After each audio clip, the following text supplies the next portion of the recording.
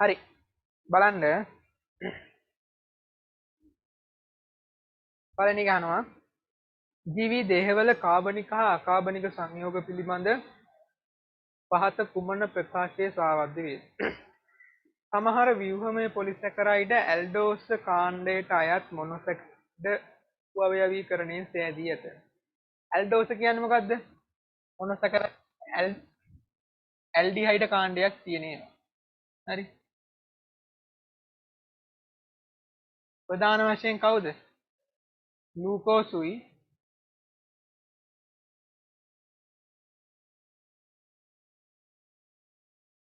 තමයි ඇල්ඩෝස මොනොසැකරයිඩ් වලට අයිති තියෙන්නේ. අපිට කියන්නේ සමහර පොලිස් ව්‍යුහමය පොලිසැකරයිඩ්. ඒ කියන්නේ මේ සමහර පොලිස් ව්‍යුහ හදන ඇල්ඩෝස් ඒ කියන්නේ මෙන්න මේ දෙන්න බහුපර්යායීකරණයෙන් සෑදිලා තියෙනවා කියලා. මොනවද ව්‍යුහමය පොලිසැකරයිඩ් වෙන්නේ? සෙලියුලෝස් ගන්න පුළුවන්. ඊට පස්සේ හෙමි සෙලියුලෝස්, පෙක්ටින්, අයටින් ඔන්න ඔය වගේ ඒවා තමයි ව්‍යුහ හදන්න දායක වෙන පොලිසැකරයිඩ් වෙන්නේ. ඕකෙන් සෙලියුලෝස් හැදිලා තියෙන්නේ මොනවයින්ද ඇත්තටම? මෙන්න මේ ග්ලූකෝස් වලින් නේ. එහෙනම් උත්තරේ හරි. එක් ප්‍රකාශය හරි. ට්‍රයිග්ලිසරයිඩ් වල සංඝටකයක් මේදාම්ල සමහරක හයිඩ්‍රෝකාබන් දාමයේ ද්විත්ව බන්ධන ඇති. ට්‍රයිග්ලිසරයිඩ් ඒ කියන්නේ ග්ලිසරෝල් අණුවයි මේදාම්ල තුනයි. හරි. ද්විත්ව බන්ධන තියෙනවා. ඒ කියන්නේ මොනවද? අසන්තෘප්ත මේදාම්ල ගැන තමයි කියන්නේ. ඒ කියන්නේ හයිඩ්‍රජන් වලින් සංතෘප්ත වෙලා නැහැ. හරි. දාමයේ සාමාන්‍යයෙන් තියෙන හයිඩ්‍රජන් කොහොම හයිඩ්‍රජන් තියෙනවා. හයිඩ්‍රජන් නැත්තම් ද්විත්ව බන්ධන තියෙනවා ඔය වගේ. හරි මෙන්න මේවට කියනවා අසන්තෘප්ත මේදාම්ල කියලා. එතකොට මේදාම්ල මේවා තියෙන්න පුළුවන්. ඒක හරිනේ. ජල අණු වල ඔක්සිජන් පරමාණු සුළු වශයෙන් ධන ආරෝපිත වීමත් හයිඩ්‍රජන් පරමාණු සුළු වශයෙන් ඍණ ආරෝපිත වීමත් නිසා දුර්වල අන්තරාකර්ෂණ ඇති කරගනී. ජල අණුවේ හයිඩ්‍රජන් පරමාණුව නෙමෙයි ඔක්සිජන් පරමාණුව සුළු වශයෙන් ධන ආරෝපිත වෙන එකද වෙන්නේ? නෑ මේක ඩෙල්ටා ප්ලස් මේකත් ඩෙල්ටා ප්ලස් මේ දෙන්න මේක මොකද්ද? ඩෙල්ටා මයිනස් තමයි. සුළු වශයෙන් ඍණාරෝපණයක් තමයි හම්බෙන්නේ. මේක වැරදි. පුෂ්ඨවංශීන්ගේ සමහර ශ්වසන වර්ණකය අනුව තෘතීක ව්‍යුහයක් සහිත ප්‍රෝටීනයි. පුෂ්ඨවංශීන්ගේ ශ්වසන වර්ණකය කියන්නේ මොකක්ද ඉතින්? හිමොග්ලොබින්. හිමොග්ලොබින් කියන්නේ මොකද්ද? චාතුර්ථ ව්‍යුහයක් තියෙන ප්‍රෝටීනයක්. හරි.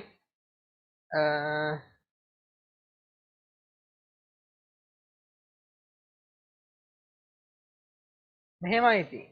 හිමොග්ලොබින් කියනනම් චාතුර්ථ ව්‍යුහයක් තියෙන්නේ. හරි. තෘතීක ව්‍යුහයක් කියලා ගන්න පුළුවන්. ඉතින් මෙහෙම ගත්තොත් දැන් සමහර කෙනෙක්ට හිතන්න පුළුවන් තෘතීක ව්‍යුහය එන්නේ චාතුර්ථ ව්‍යුහය හැදෙන්නේ ඔය ගන්නවා කියලා. හරි. එච් එක හරි බලමු ඊළඟ එක. ජලයේ ගුණාංග පවත්වා ගැනීම කෙරෙහි ජල අණු අතර පවතින හයිඩ්‍රජන් බන්ධන ප්‍රධාන කාර්යභාරයක් ඉටු වෙනවා. ඒක හරිනේ. සංශක්තිය ආසක්ති බල සංශක්ති බල ද්‍රවීයතාවය ඔය වගේ දේවල්ට හයිඩ්‍රජන් බන්ධන දායක වෙනවා.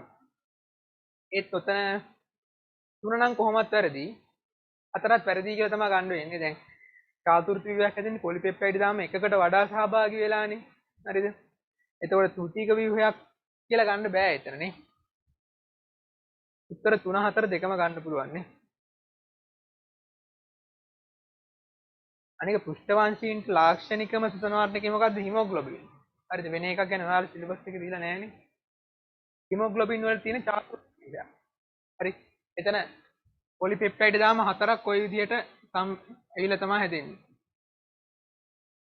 මේකෙන් අර මේ මේකට නම් කරන ඇල්ෆා බීටා කිය. මේකෙන් මේ බීටා පොලිපෙප්ටයිඩ් දාමේ විකෘතියක් හින්දා තමයි දැයක් ඇති සෛල රක්තහීනතාවයම හැදෙන්නේ. මේක චාතුර්ථ ව්‍යුහයක් තියෙන එක.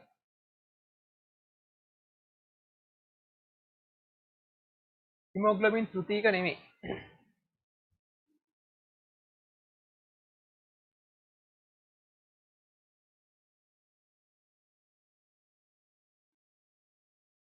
හැබැයි මෙහෙම ගන්න පුළුවන්. මයොග්ලොබින් තියෙනවනේ පෘෂ්ඨවංශීන්ගේ. හරි. මයොග්ලොබින් නම් තෘතීක ව්‍යුහයක් තියෙනවා. එහෙම ගත්තොත් නම් 3 හරි. sorry 4 හරි. ඔව් එහෙම ගන්න පුළුවන් නේ. හිමොග්ලොබින් චාතුර්ථ ව්‍යුහයක්. ඒත් මයොග්ලොබින්. හරි පේශිවල තියෙන්නේ. ඔය පේශිවල තියෙන්නේ තෘතීක ව්‍යුහයක්. හරි. එතකොට 4 හරි ඈ. එතන ලියාගන්න මයොග්ලොබින්. මයොග්ලොබින් වල තියෙන තෘතීක ව්‍යුහය. උත්තර ගන්න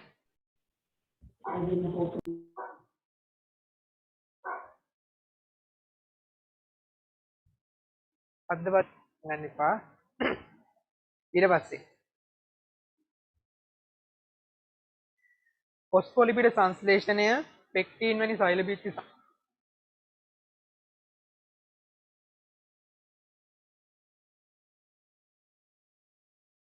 ෆොස්ෆොලිපිඩ හදන්නේ මොනවයින්ද? SCR වලනේ. සිනිඳු අන්තස්පාස්මීය ජාලිකාව. පෙක්ටින් සෙලියුලෝස් ඔතන පෙක්ටින් හදන්නේ කවුද? ගොල්ගි සංකීර්ණ.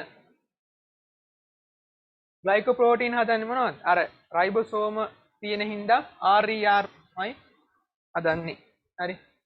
RER දාම් මේ පටල උඩ මේ වගේ රයිබෝසෝම තියෙන ඕකෙන් තමයි ප්‍රෝටීන හදන්නේ. අපි හින්දා කියනවා ග්ලයිකෝප්‍රෝටීන හදනවා කියලා. ඒක උත්තරේ එන්න ඕනේ සිනිඳු අන්තස්පාස්මීය ජාලිකා, ගොල්ගි සංකීර්ණය, කළු අන්තස්පාස්මීය ජාලිකා. උත්තරේ 5 තමයි ගන්න වෙන්නේ.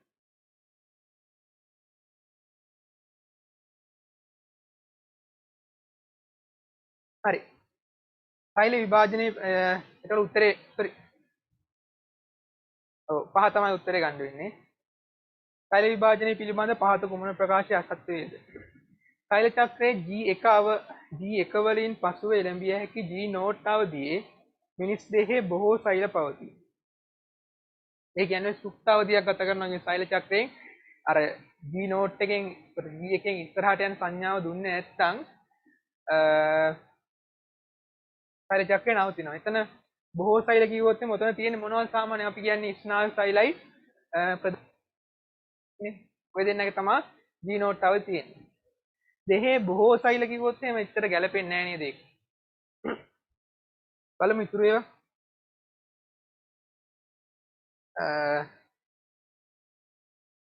ඌනනයේ යෝග කලාව එකේදී වර්ණ දේහයක සහෝදර වර්ණ දේහාංශ දෙකම එක් ද්‍රවයක සිට එන ශුද්ධ නාලිකා සමග සම්බන්ධ වේ.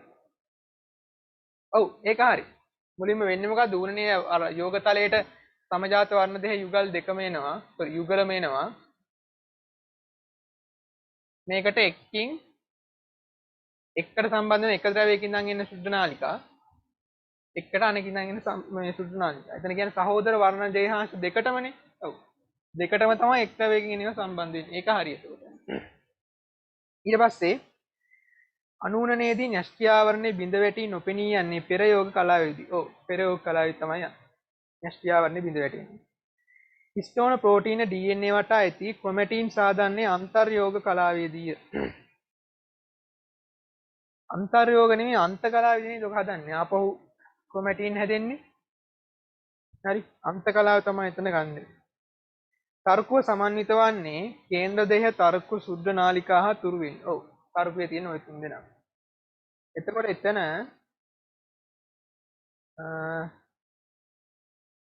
ගන්න පුළුවන් හොඳම උත්තරේ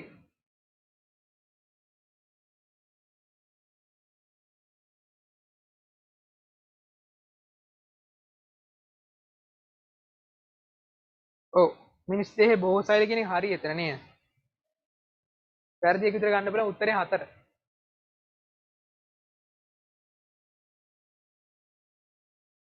ස්නායු පේශි වගේ සෛල. හරි. ඊට පස්සේ අහනවා එන්සයිම පිළිබඳ පහත කුමන ප්‍රකාශයේ සත්‍ය වේද? එන්සයිම ගෝලීය ප්‍රෝටීන ආකාර වේ. ඔව්. ත්‍රිමාන ව්‍යුහයක් තියෙන ගෝලීය ප්‍රෝටීන. තාප සංවේදී බව සියලු එන්සයිම වලට පොදු මූලික ලක්ෂණයකි. ඔන්න ඔතන පොඩ්ඩක් ඔයාලා සිලබස් එකේ මතක තියාගන්න ඕනේ. දැන් කලින් සිලබස් එකේ නම් තිබ්බේ සියලුම එන්සයිම ප්‍රෝටීන වේ කියලා. හරිද? ඔය වචනේ පොඩ්ඩක් හරි ඒ පොඩ්ඩක් නෙමෙයි වැදගත්. හරි? කලින් සිලබස් එකේ තිබ්බේ සියලුම එන්සයිම් ප්‍රෝටීන වේ කියලා.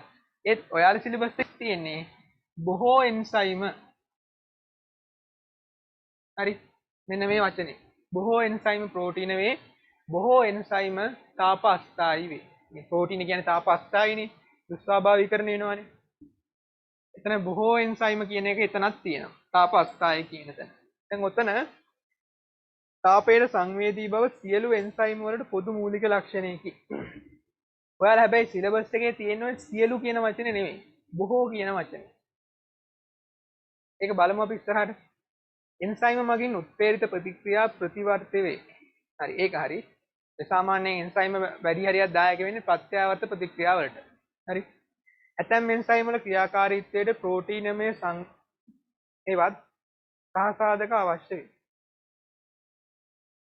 ප්‍රෝටීනමය නොවන සංඝටකනේ සහසාධක කියන්නේ නේ. හරි. කාබනික ප්‍රෝටීනමය නෙවෙයි ප්‍රෝටීනමය නොවන. එන්සයිමේ සක්‍රිය මධ්‍යස්ථානයේ ඇමයිනෝ අනෙක් ඇමයිනෝ ආම්ල එන්සයිම අණුවේ හැඩය පවත්වා ගැනීමට වැදගත් වේ. ඔව් ඒක හරි. ඇමයිනෝ ආම්ලය හදන්නේ ඇමයිනෝ ආම්ල 3ක් 12ක් වගේ සුළු සංඛ්‍යාවක්. ප්‍රෝටීනේ තියෙන අනිත් ඇමයිනෝ ආම්ල ඔක්කොම දායක වෙන්නේ අදාළ එන්සයිමේ හැඩය පවත්වා ගන්න. ඒක හරි. පළවෙනි උත්තරේ එන්සයිම ගෝලීය ප්‍රෝටීන ආකාර වේ. ඒකේ වැරද්දක් නැහැ නේද? සියලුම කියලාත් නැහැ. හැබැයි සමහර කියලාත් නැහැ. හරි. ඒක හරි කියලා සමහර අයට ගන්න පුළුවන්. දෙක වැරදි. සියලු නෙවෙයි බොහෝ. තුන හැබැයි හරි නේද? එන්සයිම් මගින් උත්ප්‍රේරිත ප්‍රතික්‍රියා ප්‍රත්‍යාවර්ත වේ කියන එක හරි. හරි. එතනත් ඔය බොහෝ කියන වචනේ තියෙනවා. ඉතින් ඇත්තටම බැලුවොත් එන්නේ. හතර වැරදි කොහොමද? අර ඔතනින් හොඳම උත්තරයක් විතර ගන්න පුළුවන් ඉන්නේ 5 තමයි ඈ. හරි. එතන කමන්නේ අපි දෙමු 1 3 5 උත්තර තුනටම හරි ඒ විදිහට. උත්තර මතක තියාගන්න මෙතන සියලු නෙමෙයි බොහෝ ඈ. ඔයාලා සිලබස් එකේ තියෙන්නේ. එතන උත්තර දාගන්න ඕන 1 3 5. හැබැයි ගොඩක්ම හොඳ උත්තරේ 5 ඈ. අර 1යි 3යි වරදිනවා කියන වැරදි කියලා හිතෙන්නේ සියලුම කියන වචනේ නෑ. අර සෝරි බොහෝ කියන වචනේ නෑනේ. හරි. එන්සයිම මගින් උත්ප්‍රේරිත ප්‍රතික්‍රියා ප්‍රත්‍යාවර්ත වේ. මේ බොහෝ එන්සයිමක් තමයි කියලා තියෙන්නේ එතන. හරි. එන්සයිම 3 කියන්නේ මොන ප්‍රශ්නේද? Please tell me.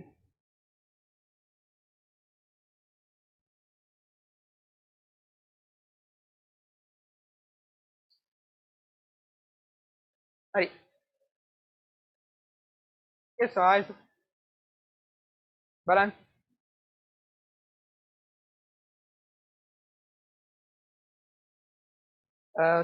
ඒක හරිනේ.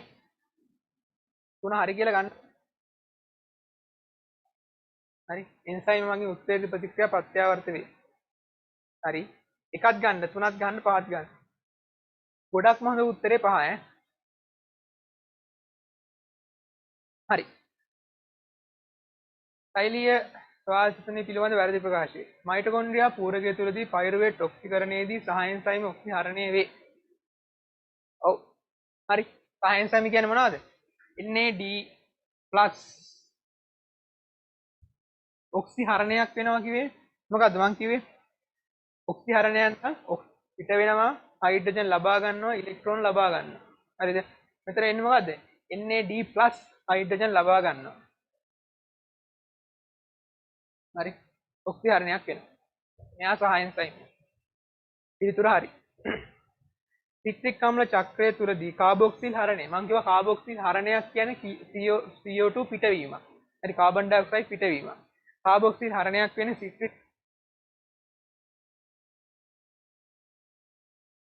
ඊට පස්සේ අර කැල්වින් චක්‍රයේ පළමු පියවරට කියන්නේ මොකද්ද? කාබොක්සිල් කරණය කියලා. කාබන් ඩයොක්සයිඩ් ප්‍රතික්‍රියාවට සහභාගී වෙනවා. ලබා ගන්නවා කාබන් ඩයොක්සයිඩ්. පයිරුවේට් අණුවකට අදාළව සිට්‍රික් අම්ල චක්‍රයේදී උපස්තර පොස්ෆොරයිලීකරණයෙන් ATP දෙකක් නිපද වේ. සිට්‍රික් අම්ල චක්‍රයේදී. ඔව්. ඒක හරිනේ. පයිරුවේට් සිට්‍රික් අම්ල චක්‍රයේදී එක පයිරුවේට් අණුවකට අදාළව. නෑනේ. එක පයිරුවේට් අණුවකට අදාළව ගත්තොත් කීයද ATP? එතන ATP එකක් කියලා ගන්න වෙන්නේ. තේරුණාද? එක පයිරුවේට් අණුවකට. ඒකට ඒක වැරදි. ඉස්සෙල්ලා අපි කඩේ හැදුවේ ග්ලූකෝස් අණුවක් ගත්තොත් නම් ATP 2යි.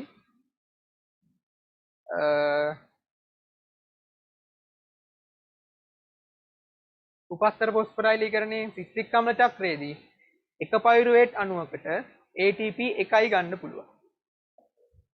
හරි. එතකොට ඒක වැරදි.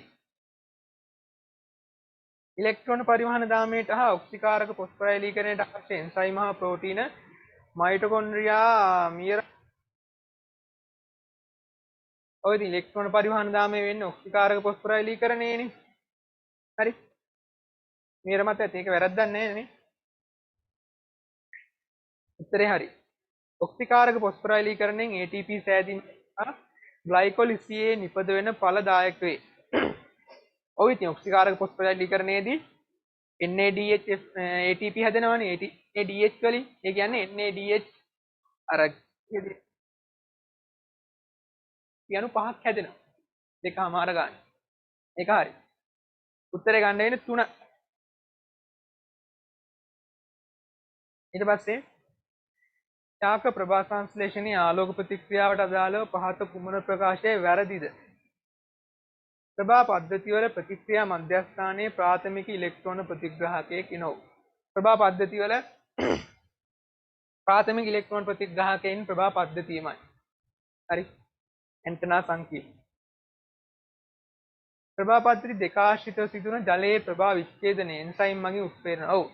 ජලයේ විඝටනය සිද්ධ වෙන්නේ එන්සයිම් උත්පේදිත ප්‍රතික්‍රියා. ඒ එන්සයිම් උත්පේදිත ප්‍රතික්‍රියාවල නම එන්සයිම් වල නම දැනගන්න ඕනේ. ඒ දැනගන්න ඕනේ ජලයේ විඝටනයේ එන්සයිම්.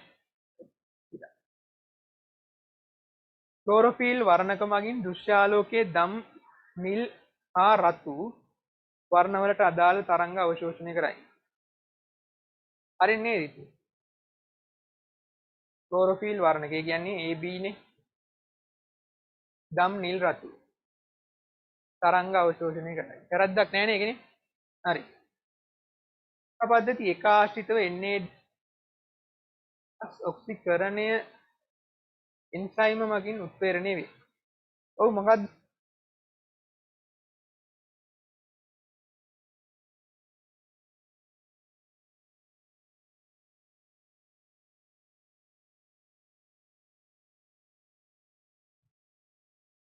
PP ඔක්සිකරණය කිව්වොත් එහෙම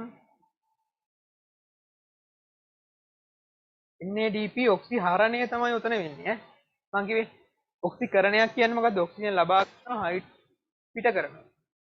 උතන දෙන්නේ NAD+ NADP+ NADPH වෙනවනේ. හයිඩ්‍රජන් කෙනෙක් අරගෙන. හරි. ඒ කියන්නේ ඔක්සිහරණයක් තමයි වෙන්නේ. ඒක වැරදි එතකොට. ප්‍රභා පද්ධතියක් යනු ක්ලෝරොෆිල් අණු වෙනත් කාබනික අණු හා ප්‍රෝටීන සංවිධානයෙන් සෑදුණු සංකීර්ණයක්. ඔව්. ප්‍රභා පද්ධතියක ක්ලෝරොෆිල් තියෙනවා, වෙනත් කාබනික අණු තියෙනවා, ප්‍රෝටීන තියෙනවා. ඔය තුන තමයි තියෙන ප්‍රභා පද්ධතියේ ප්‍රධාන වශයෙන්. ඒ ප්‍රාථමික ප්‍රතිග්‍රාහකයමත් තියෙනවා, ඉලෙක්ට්‍රෝන ප්‍රතිග්‍රාහකය. කැටි කැටි දෙහින්නේ. යන්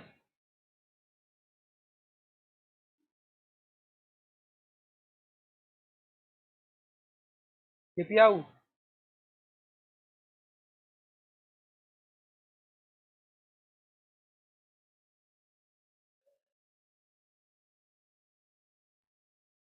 ඇයි ඒ කැඩි කැඩි එන්නේ?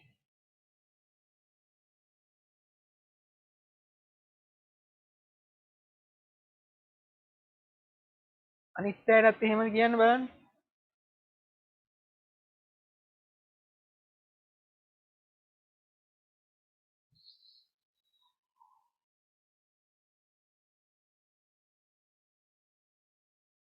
එහෙම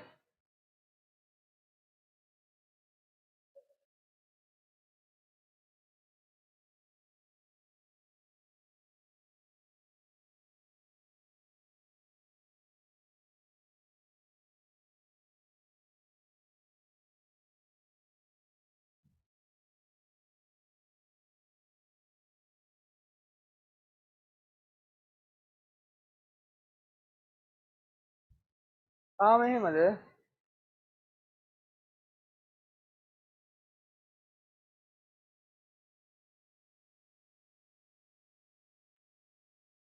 ඉක්මනට කියන්න තාම එහෙමද?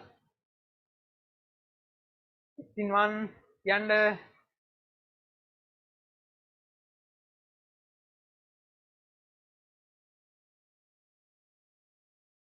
තාම කැටි කැටිද ඇහෙන්නේ. හරි. ස්ටෝන සමග සම්බන්ධ වූ DNA අඩංගු විශේෂයෙන්ම DNA අඩංගු නොවන විශේෂ සහිත රාජධානියක්. ඔය DNA අඩංගු ඔක්කොගෙම DNA තියෙන කාගේද? යූකැරියා රාජධානිය. අධිරාජධානිය. යූකැරියා කට්ටියගේ හැමෝගෙම DNA තියෙනවා. දන්නවනේ හිස්ටෝන වලින් බැඳිච්ච DNA තියෙනවා. ඒ නියුක්ලියෝසෝම තියෙනවා. හරි. ඊට පස්සේ අපෙන් අහන්නේ අඩංගු නොවනනේ. හරිද? ආකියා ගත්තොත් එහෙම සමහර අයගේ තියෙනවා සමහර අයගේ නැහැ. හරි. බැක්ටීරියාවෙන් කොහොමද? හරි. හිස්ටෝන නෑ අර ප්‍රවීණීය පාඩම ඉගෙන ගන්නවානේ. එතකොට අපෙන් අහන්නේ දැන් යූකැරියාගේ ඔක්කොගෙම තියෙනවා. ආකියාගේ සමහර අයගේ තියෙනවා සමහර අයගේ නැහැ. බැක්ටීරියාවන්ගේ ඇත්තෙම නැහැ. හරි. අපෙන් අහන්නේ අඩංගු නොවන විශේෂ සහිත.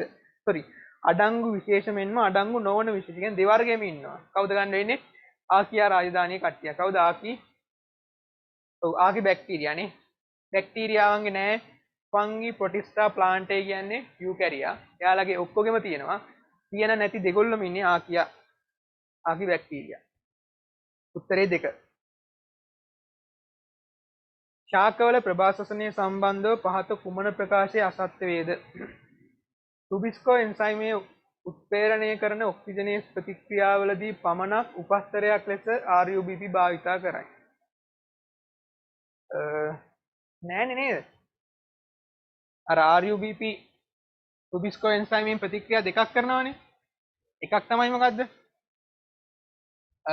RUBP කාබන් ඩයොක්සයිඩ් එක්ක එකතු වෙලා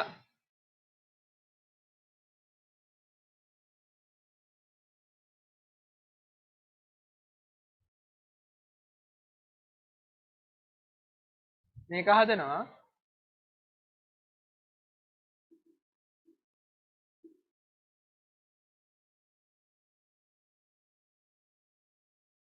තුන ෆොස්ෆොරේට් හදනවා. හරි. මේ ක්‍රියා දෙකේදී මොකද වෙන්නේ? සෝරි. ඔක්සිජන් එක්ක ක්‍රියා කරනවා. හරි. මෙතන රුබිස්කෝ එන්සයිමය. මෙතන රුබිස්කෝ. මේ අවස්ථා දෙකේදීම RUBP එක ක්‍රියා කරනවා. හරි. මේක වෙන්නේ ප්‍රභා ශ්වසනයේදී. මේක සාමාන්‍ය ආලෝක මේ කැල්වින් චක්‍රයේ සිද්ධ වෙනවා. හරි. එතන කියන්නේ මෙයා මෙතෙන්දි විතරයි RUBP එක ක්‍රියා කරන්න කියලා නෑ. මෙතෙන්දිත් RUBP සහභාගී වෙනවා. කාබොක්සිල් කරණයේදී. ඔක්සිජනේස් ප්‍රතික්‍රියාවදී එක් අණු වර්ගයක් සෘජුවම කැල්වින් චක්‍රයට දායක නෙවෙයි. ඔව් මෙන්න මෙයා මොකද්ද? 2 ෆොස්ෆෝග්ලයිකෝලේට් කියන එක කෙනා. හරි. ඔක්සිජනේස් ප්‍රතික්‍රියාවේදී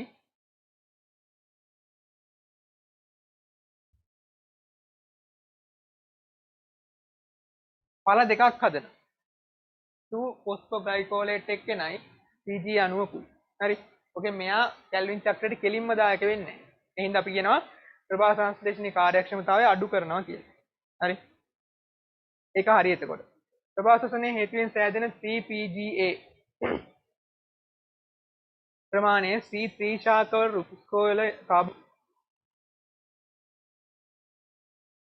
ප්‍රමාණයට වඩා 50කින් අඩුයි. ඔව් අපි කියනවා ප්‍රභා සංශ්ලේෂණ ශීඝ්‍රතාවය ප්‍රභා ශ්වසනයේ හින්දා 50කින් අඩු කරනවා කියලා. මොකද මෙතන මේ අමතර ඵලයක් හැදෙන හින්දා. මෙතන ඉඳන් මේවම දෙකක් හැදෙනවා. මෙතන එකයි හැදෙන්නේ. 50කින් අඩු වෙනවා. දියලි කාලගුණ හා ඉහළ ආලෝක තීව්‍රතා යටතේ ශාකවල ප්‍රභා සංශ්ලේෂණය පරිසරයේ වියලි නම් සූර්යාලෝකයේ වැඩි නම් ඒ වගේ තත්ත්වවලදී ප්‍රභා ශ්වසනය වැඩිපුර සිද්ධ වෙනවා. කියන්නේ මෙන්න මේ ක්‍රියාව වැඩිපුර සිද්ධ වෙනවා. C4 ශාකවල රුබිස්කෝ වෙන්ව පැවතීම නිසා අඩු CO2 සාන්ද්‍රණයක් යටතේ වද ඉතා කාර්යක්ෂම කාබන් ඩයොක්සයිඩ් තිර කරයි. ඔව් ඒක හරි. මම එදා ඇඳලා පෙන්නවා පත්‍ර මධ්‍ය සෛල වෙනම තියෙනවා කලාපගුරු සෛල තියෙනවා. හරි. අර ඒ දෙක වෙන් වෙලා තියෙන්නේ. තේරුණාද? ඔය හින්දා මොකද වෙන්නේ? රුබිස් කොහෙන්සයිම වෙනම තියෙන හින්දා ප්‍රභාසසනේ ගොඩක් අඩුයි. එතකොට එක තමයි වැරදි උත්තරේනේ. 2 3 4 5 ඔක්කොම හරි. උත්තරේ ගන්න එක. හරි. ඊට පස්සේ පෘථිවියේ ජෛව විවිධත්ව පරිණාමය පිළිබඳ පිළිගත හැකි ප්‍රකාශයක් වන්නේ මුල්ම ටෙට්‍රපෝඩා සංගේ සම්භවය වසර බිලියන 365කට පමණ සිදු වී ඇත. නෑ නේද? ඔය 365ක් ආසන්න ඔය 3.7ක් වගේ කලින් සිද්ධ වුණේ කවුද? මුලින්ම සුද්ධ ජීවීන්ගේ සම්භවය. හරි. ඔය සුද්ධ ජීවීන්ගේ සම්භවය තමයි සිද්ධ වුණේ. එතකොට එක් ගන්න බෑ. ඊට පස්සේ හේඩියන් යෝනයේදී වායුගෝලීය ඔක්සිජන් සාන්ද්‍රණය වැඩි වීම ආරම්භ වී ඇත. හේඩියන් නෑනේ නේද? හේඩියන් යුගයේදී උනේ මොකද්ද? පෘථිවියේ උපත සිද්ධ වුණේ. හරි. ඔය ඔක්සිජන් සාන්ද්‍රණය වැඩි වුණේ මොකේද? ආකියන් යෝනේ. හරි. කනාල ශාක විවිධාංගීකරණය පැනරොසොයික යෝනයේදී සිදුවිය. ඔව් ඒක හරි. පැනරොසොයික යෝනේ පේලියෝසොයික යුගයේ තමයි කනාල ශාක විවිධාංගීකරණය වුණේ.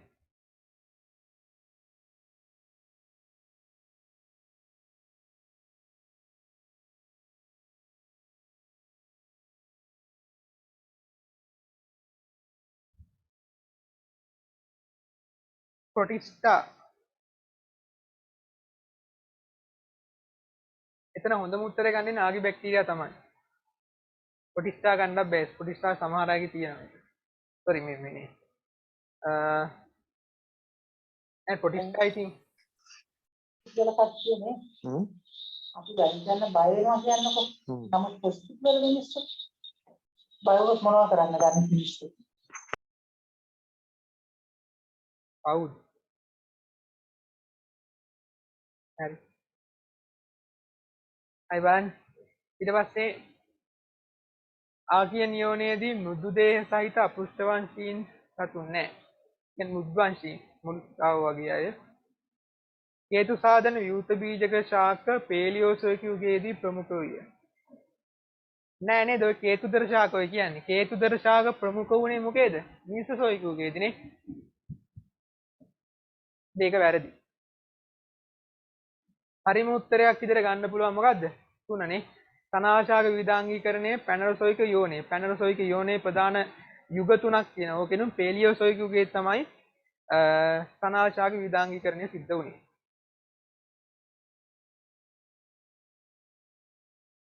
වෙන්නේ 3. ඊට පස්සේ එක්තරා ජීවී කාණ්ඩයක පහත සඳහන් ලක්ෂණ ඇත. බලන්න පළවෙනි එක කරදිය වාසී ප්‍රමාණය විශාල වීම. කරදිය වාසීන් හරි කරදිය වාසී ප්‍රමාණයෙන් විශාල ජීවි. හරි. සාපේක්ෂ විශාල සංකීර්ණ ව්‍යුහයක් තියෙනවා. ඔලිව් කොළ පැහැති. ඔලිව් කොළ පැහැති අය කවුද ඉන්නේ? සාගසම් කට්ටිය. හරි. මේ කට්ටිය. ඇල්ගි. සෛල බිත්තියක් තියෙනවා. ඔව්. ගන්න කවුද? සාගසම්. මෙයාලා ඔය සංකීර්ණ ව්‍යුහය කියන්නේ මොකද්ද? අර මුල් වගේ අවුල් පාසුවක් තියෙනවා. ඊට පස්සේ කඳක් වගේ කුන්තයක් තියෙනවා. තව ඔය තලයක් තියෙනවා පත්‍රවල වගේ. ඒකයි සංකීර්ණ ව්‍යුහයක් කියලා කියන්නේ. හරි. උතන ගන්න දෙන්නේ සාගසම් SP.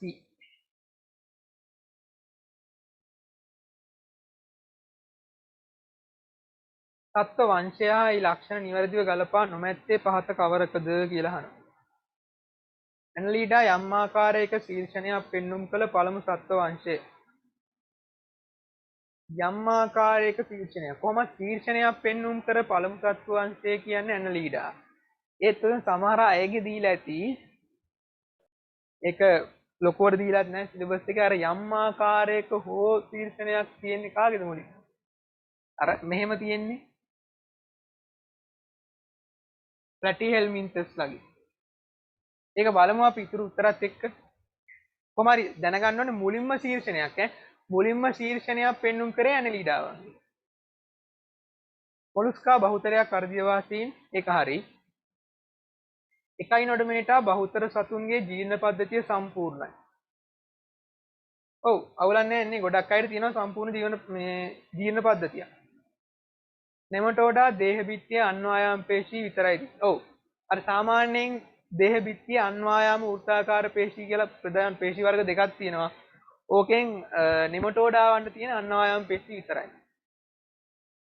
ඊට පස්සේ ආර්ත්‍රෝපෝඩා හොඳින් විකසනය වූ ස්නායු පද්ධතියක්. ඔව්. ඒක වැරද්දක් නෑ ඒක. එතකොට 2 3 4 5 කොහොමත් හරි ඔක්කොම. ඔතන හැබැයි අර සමහරුන්ට ඕක දීලා නැතුව ඇති. දැන් කොහොම සිලබස් එකේ පොඩ්ඩක් මතක තියාගන්න. අර මුලින්ම ශීර්ෂණයක් පෙන්නුවේ ඇනලීඩාව. හරිද? ඒක එහෙම්ම තමයි. ඒත් අර යම් ආකාරයක ශීර්ෂණයක් කියද්දි පොඩ්ඩක් අර ප්ලැටිහෙල්මින්තස් පැත්තට යන්න වෙනවා. මොකද මේ මෙහෙම පොඩි අර හිතක් වගේ කොටසක් තියෙන හින්දා. එහෙනම් ඒක අර ඇත්තටම ඕල් කියලා ගන්නත් පුළුවන්. උත්තරයක් නැහැ කියලා ගන්නත් පුළුවන්. කමන්න එක කියලා ගන්න කොහොම හරි 2 3 4 5 ඔක්කොම හරියටම හරි ඈ. කිසි වැරද්දක් නැහැ. තුනේ පළවෙනි එකේ අර යම් ආකාරයක් කියද්දි ප්ලැටිහෙල්මින්තස් ගන්න පුළුවන් සමහර කෙනෙකුට.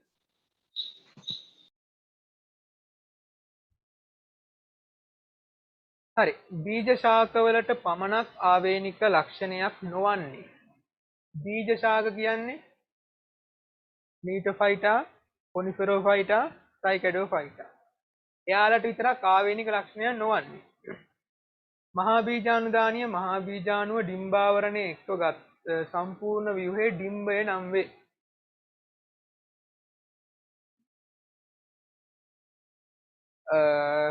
නෑ නේද මොකද අර ඇන්තෆයිටා ගත්තොත් එහෙම ඇන්තෆයිටාලක මේක අණ්ඩපය නැත්තම් මහා බීජාණුපත්‍රය කලංකය කීලය ඩිම්බ කෝෂය මේ ඩිම්බ කෝෂයේ තියෙනවා ඩිම්බ හරි මේක අපිට ගන්න පුළුවන් මොකක් කියලාද මහා බීජාණුපත්‍රය කියලා. ඒතකොට මහා බීජාණුව කියන්නේ ඒක අනුරූප වෙන්නේ මෙන්න මෙයාට.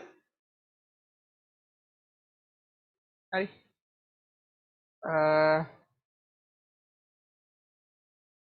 මහා බීජාණු දානිය මේක ඇතුලේ තමයි මහා බීජාණුව තියෙන්නේ. මේක ඇතුලේ ඩිම්බේ වටේ තියෙනවා ඩිම්බාවරණය. හරි. එතකොට ඒක බීජ ශාක වලට විතරක් නෙමෙයි කාටවත් පොදුයිද? ඇන්තොෆයිටාවට පොදුයි කියලා තමයි ගන්න වෙන්නේ. සුද්ධ බීජාණුව පරාග කණිකාවක් බවට විකසනය වෙනවා. නෑ. මෙයාලගේ අපි සුද්ධ බීජාණු දානිය කියලා ගන්නේ පරාග කෝෂ. මෙයා ඇතුලේ තියෙන මේ වගේ පරාග කෝෂ 4ක් තියෙනවා. හරි. මෙන්න මේ වගේ ඇතුලේ තියෙනවා. දැන් මේක තමයි සුද්ධ බීජාණු දානි. මේක ඇතුලේ තියෙන සුද්ධ බීජාණු විකසනයෙන් අපි කියනවා පරාග කණිකා හැදෙනවා කියලා. ඕක සයිකස් වලත් ඔහොම කියනවා. ඇන්තොෆයිටාලගෙත් ඔහොම කියනවා. හරි. එතකොට ඒක හැබැයි අහන්නේ බීජ ශාකනේ. එතකොට විවෘත බීජක ශාකයි ආවෘත බීජක ශාකයි වර්ග දෙකම ගන්න පුළුවන්. මම දැක්ක විවෘත බීජක ශාක විතරයි කියලා. එතකොට ඉතින් පළවෙනි එක ගන්න පුළුවන් නේ උත්තරයක් විදියට. බීජ ශාක වලට විතරක් කිව්වොත් මේ ඇන්තොෆයිටා කියන්නේ ආවෘත බීජක සයිකස් කොනිෆෙරෝෆයිටා නීටොෆයිටා කියන්නේ විවෘත බීජක. එතකොට ඒවට විතරයි ඔය ඩිම්බේ කතන්දරේ තියෙන්නේ.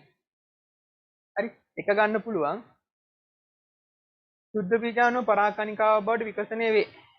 ඔව් ඒකක් තියෙන්නේ අපි කතා කරන්නේ සයිකස් වලයි ඇන්තොෆයිටා වලයි විතරයි. ඒ කියන්නේ බීජ ශාක. විවෘත බීජකයි ආවෘත බීජකයි.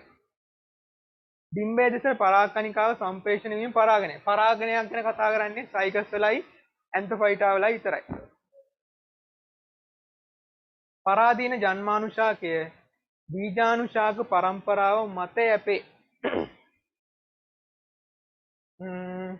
මෙහෙමයි. ඔතන බීජ ශාක ගත්තොත් ඔක්කොම ඔය වගේ තමයි. කියන්නේ සයිකස් වල කොහොමත් ජන්මානුශාකයේ පිටට යන්නේ නැහැ. ඇතුළෙමයි. ඇන්තොෆයිටා වලත් එහෙමයි. ඒත් ලයිකෝෆයිටා එක ගත්තොත් එහෙම සෙලජිනෙල්ලාගේ අපි කියනවා ජන්මානුශාකයේ බීජානුශාකයේ මත අර්ධව යැපෙනවා කියලා. හරි. ඒ කියන්නේ ටික කාලයක් යැපිලා ගිහිල්ලා තමයි ඒගොල්ලෝ සංජිත ආහාර මං කිව්වා අර ජන්මානුශාක වර්ග දෙකක් තියෙනවා. ඕකෙන් ජය ජන්මානුශාකයේ සංජිත ආහාර මතත් යැපෙනවා. ප්‍රභා සංශ්ලේෂණයුත් යැපෙනවා. කුංජන්මානුශාකයේ සංජිත ආහාර වලින් විතරයි යැපෙන්නේ. හරි. ඒකට අපි කියනවා සම්පූර්ණයෙන්ම නෙමෙයි අර්ධව බීජානුශාකයේ මත යැපෙනවා කියලා. ඒත් මෙතන කියන්නේ මොකද්ද? පරාදීන ජන්මානුශාකයේ බීජානුශාක පරම්පරාව මත යැපේ. මේක අර්ධවද පූර්ණවද කියලා දීලා නැහැ හැබැයි නේ. හරි ඊට පස්සේ බලන්න ඒක බලමු. ශාක බොහෝමයක කශිකාමය ශුක්‍රාණු නැති වී ගොස්ය. ඒක කාටද? කොහොමත් අනිත් අය ඔක්කොගෙම කශිකා ද්විකශිකාදර බහුකශිකාදර කට්ටිය ඉන්නවා. සයිකස් ගත්තොත් ඒ කියන්නේ විවෘත බීජ කට්ටිය ගත්තොත් එimhe එයාලගේ ශුක්‍රාණු වල තියෙන මොනවද? පක්ෂ්ම. හරි. ඇන්තොෆයිටා වල ශුක්‍රාණු සෛලයක් කියලා එකක් ඇත්තෙත් නැහැ. හරි තියෙන ශුක්‍රාණු න්‍යෂ්ටි. තේරෙනවද? එතකොට අරක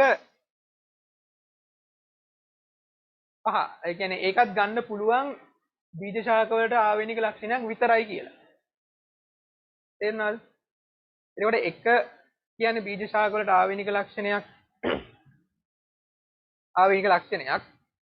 දෙක කියන්නේ බීජ ශාක වලට විතරක් ආවේනික ලක්ෂණයක්. කියන්නේ බීජ ශාක කියන්නේ විවෘත බීජකයි ආවෘත බීජකයි වර්ග දෙකටම.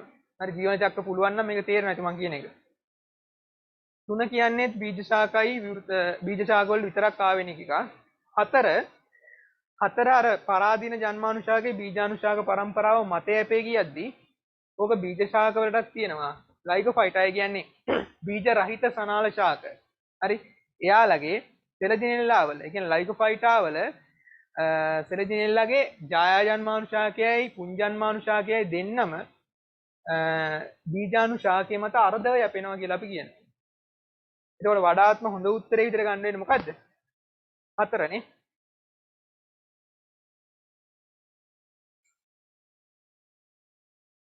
ආවේනික ලක්ෂණය නෙවෙයි ඒ කාර්යයට. මොකද සෙලජිනෙල්ලා අර්ධව උත්තරේ 4 තමයි ගන්න වෙන්නේ. ඊට පස්සේ ද්‍රාව්‍ය විභවය ඍණ 1.3ක් හා පීඩන විභවය ඍණ 0.2ක් වන ශාක සෛලයක් ද්‍රාව්‍ය විභවයේ 0.8ක් වූ සීනි ද්‍රාවණයක් බහා සමතුලිත වීමට තබන ලදී. සෛලයේ සම්බන්ධ සත්‍ය ප්‍රකාශය. හරි. සෛලයක් තියෙනවත් එයාගේ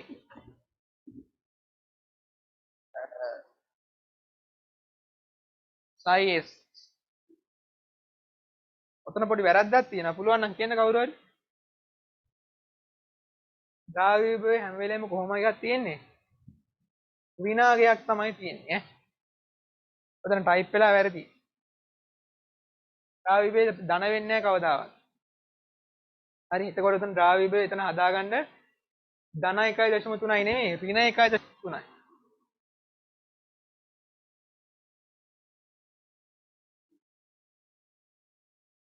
මෙයාගේ පීඩන විභවය 0.2යි. මෙයාව දානවලු ද්‍රාවණයකට ඒ ද්‍රාවණේ IS solution කියලා 0.8යි. මොකද වෙන්නේ කියලා අහන්න. මෙහෙම කියන්න පුළුවන් අපිට මොකද වෙන්නේ කියලා? මෙහෙම කියන්න බෑ මුලින් මොකක් හොයාගන්න ඕනේ? මෙන්න මේ සෛලයේ IS හොයාගන්න ඕනේ. හරි. මම දාන්නම් W සෙල් එක. හරි. S ධන P S ඍණ 1.3යි. P 0.2යි. එනවා ඍණ 1.1යි. මෙගාපැස්කල්. එතකොට සෛලයේ ජල විභවය ඍණ 1.1යි. ද්‍රාවණයේ ජල විභවය කීයද? ද්‍රාවණයක අපි දන්නවා මොකක්ද? ජල විභවය සමානයි ද්‍රාව්‍ය විභවයට. හරි එතකොට W සොලියුෂන් ගන්න පුළුවන් දශම මෙතන ඍණ වෙන්න ඕනේ හරි මෙයාගේ ඍණ 0.8යි මෙයාගේ ඍණ 0.11යි කාගේද වැඩි මෙයාගේ වැඩි නේ හරි නෑ 0.8 තමයි වැඩි හරි එතකොට මොකද වෙන්නේ ද්‍රාවණයේ ජල විභවය වැඩි සෛලයේ ජල විභවය අඩුයි සෛලයේ ජල විභවය ජල විභවය වැඩි තැන ඉඳන් ජල විභවය අඩු තැනට ජල විභව අනුක්‍රමණයක් ඔස්සේ ජලය ගලන් එනවා ඒ කියන්නේ ද්‍රාවණයේ ඉඳන් කොහෙටද සෛලය ඇතුළට ජලය ගලන් එනවා හරි ජල විභවය සමාන වෙනකම් දෙන්නේ නැහැ හරි බලන්න තියෙනවා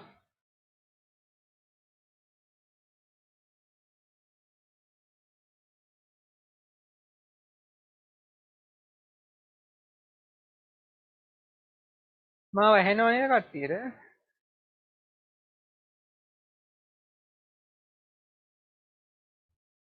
හරි ආරම්භයේදී සෛලයේ විෂුවන අවස්ථාවේ පවතී නෑනේ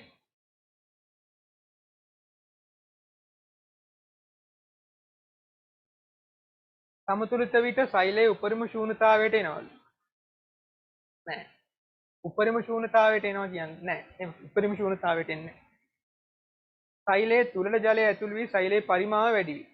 ඔව් ඒක හරි. බාහිර ධාවනයෙන් සෛලය ඇතුළට ජලය එනවා. සෛලයේ පීඩන විභවය ක්‍රමයෙන් අඩු වේ. නෑනේ සෛලයේ ජලයේ එන්න මොකද වෙන්නේ? සෛල බිත්තිය මත ඇතිවන තෙරපීම වැඩි වෙනවා. ඒ කියන්නේ ශූන්‍යතාවය තව තව වැඩි වෙනවා. තේරුණාද? ශූන්‍යතාවය වැඩි වෙනවා. ඒ කියන්නේ සයිපී තව තව වැඩි වෙන එක තමයි වෙන්නේ. එතන ඇත්තටම වෙන්නේ මෙයා නියතයිනේ. මෙයා වැඩි වෙනවා. එතන ඒතකොට මෙයාත් වැඩි වෙනවා. හරි. අඩු වෙනේ වැඩි වේ තමයි එන්න ඕනේ. සමතුලිත අවස්ථාවේ ද්‍රාවී විභවය පීඩන විභවයට සමාන වේ. නෑ එහෙම එකක් නෑ. සාමාන්‍යයෙන් ද්‍රාවණයක් කියන්නේ අපි ගන්න ලොකු එකක් නේ. එතකොට සමතුලිතය කියන්නේ අවසානයේ මෙහෙම ඇවිල්ලා සෛලයේ ජල විභවය ද්‍රාවණයේ ජල විභවයට සමාන වෙනවා. හරි. ඒක 0.8ක් වෙනවා. එතකොට මෙතන කියන්නේ සමතුලිත අවස්ථාවේ ද්‍රාවණ විභවය පීඩන විභවයට සමාන වෙන්නේ නැහැ නේ. ද්‍රාවණ විභවය පීඩන විභවය සමාන වුණොත් එimhe ජල විභවය බිඳුවක් වෙනවා. හරි. බිඳුවක් නෙවෙයි 0.8ක් ඍණ 0.8ක් තමයි වෙන්නේ. දැන් හිතන්න මෙතන මෙයයි සමාන වෙනවා කියන්නේ මෙයා ඒ කියන්නේ බං මෙයා ඍණ හැම වෙලෙම මෙයා ධනනේ. මෙයයි සමාන වෙනවා කියන්නේ මෙයාට මෙයා කැපිලා යනවා. මෙයා ඍණ හිතන්න මෙයා ඍණ 1.3ට ධන 1.3ක් ආවා කියලා කැපෙනවා නේ කියන්නේ බිඳුවක් වෙනවා කියන එක කියන්නේ. එහෙම වෙන්නේ නැහැ. උත්තරේ ගන්න වෙන්නේ 3 තමයි.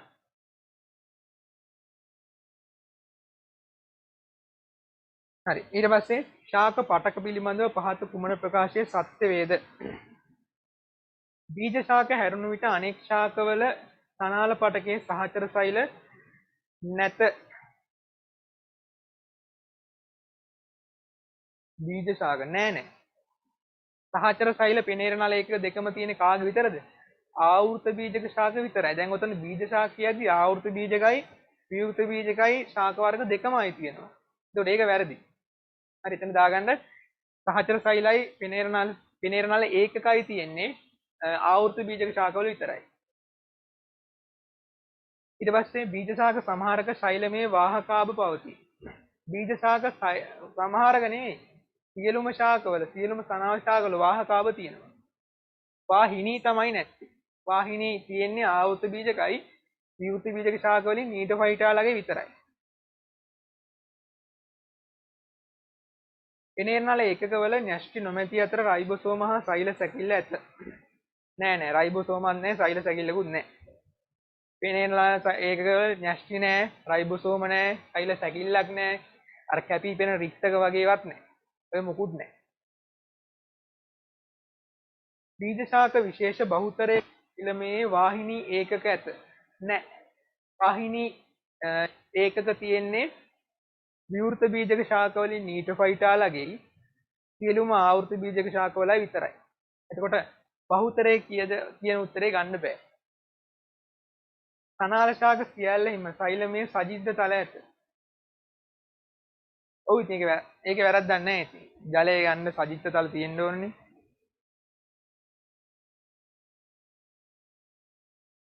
හරි. ඊට පස්සේ. ඒතර උත්තරේ ගන්න වෙන්නේ එතන 5 ඈ.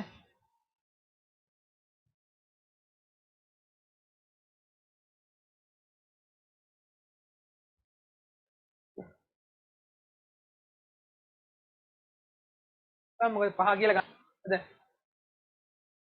හකාබ තියෙනවනේ වාහකාබ වල තියෙනවා සජිද්ද තල.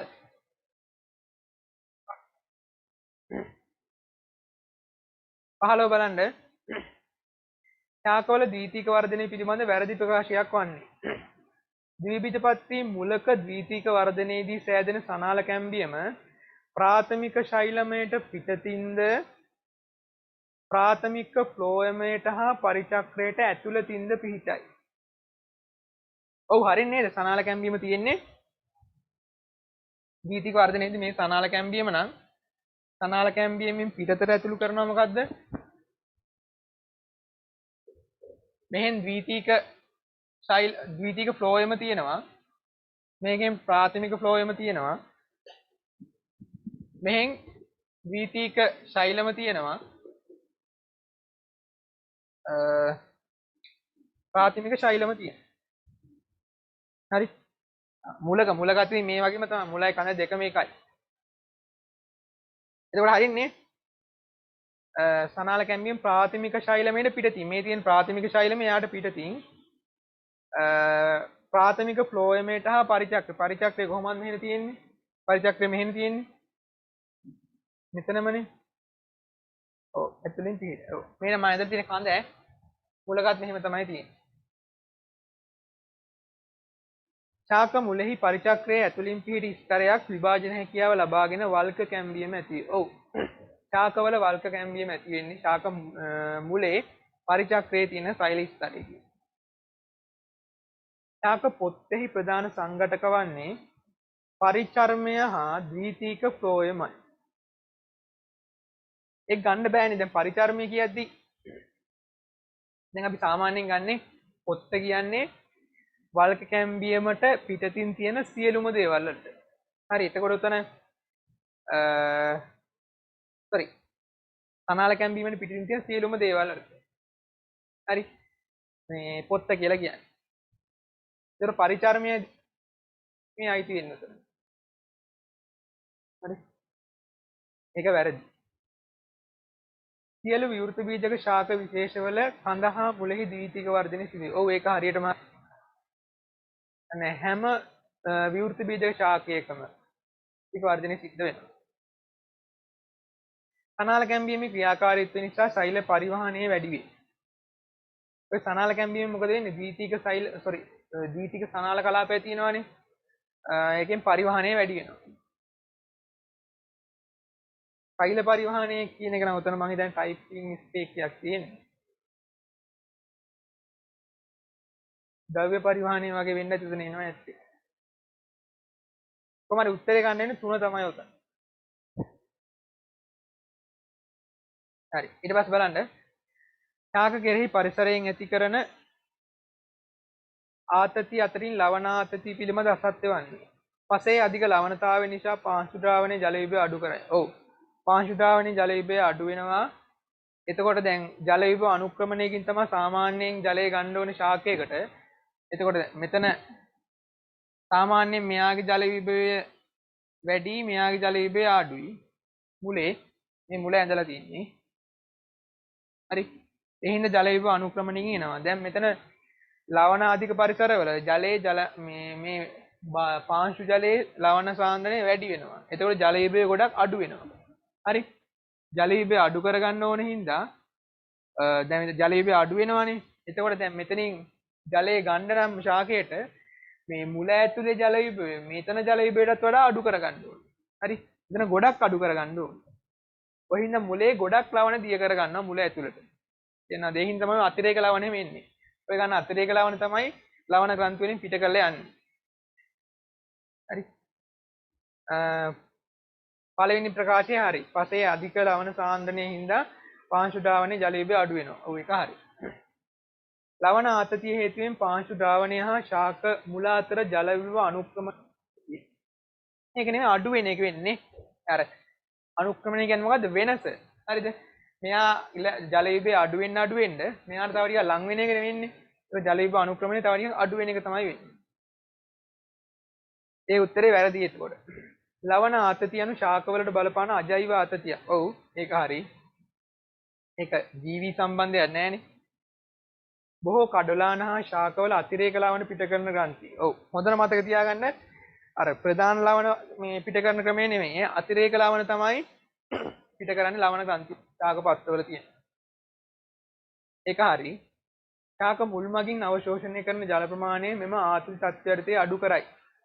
ඔව් සාමාන්‍යයෙන් මෙයාගේ ජල විභවය අඩු වෙනවනේ. ඒකෝට ජල විභව අනුක්‍රමණය අඩු වෙලා සාපේක්ෂව අනිත් ශාකයකට වැඩිය අඩුවෙන් තමයි ලවණ අවශෝෂණය කරන්නේ. සෝරි ජලය අවශෝෂණය කරන්නේ.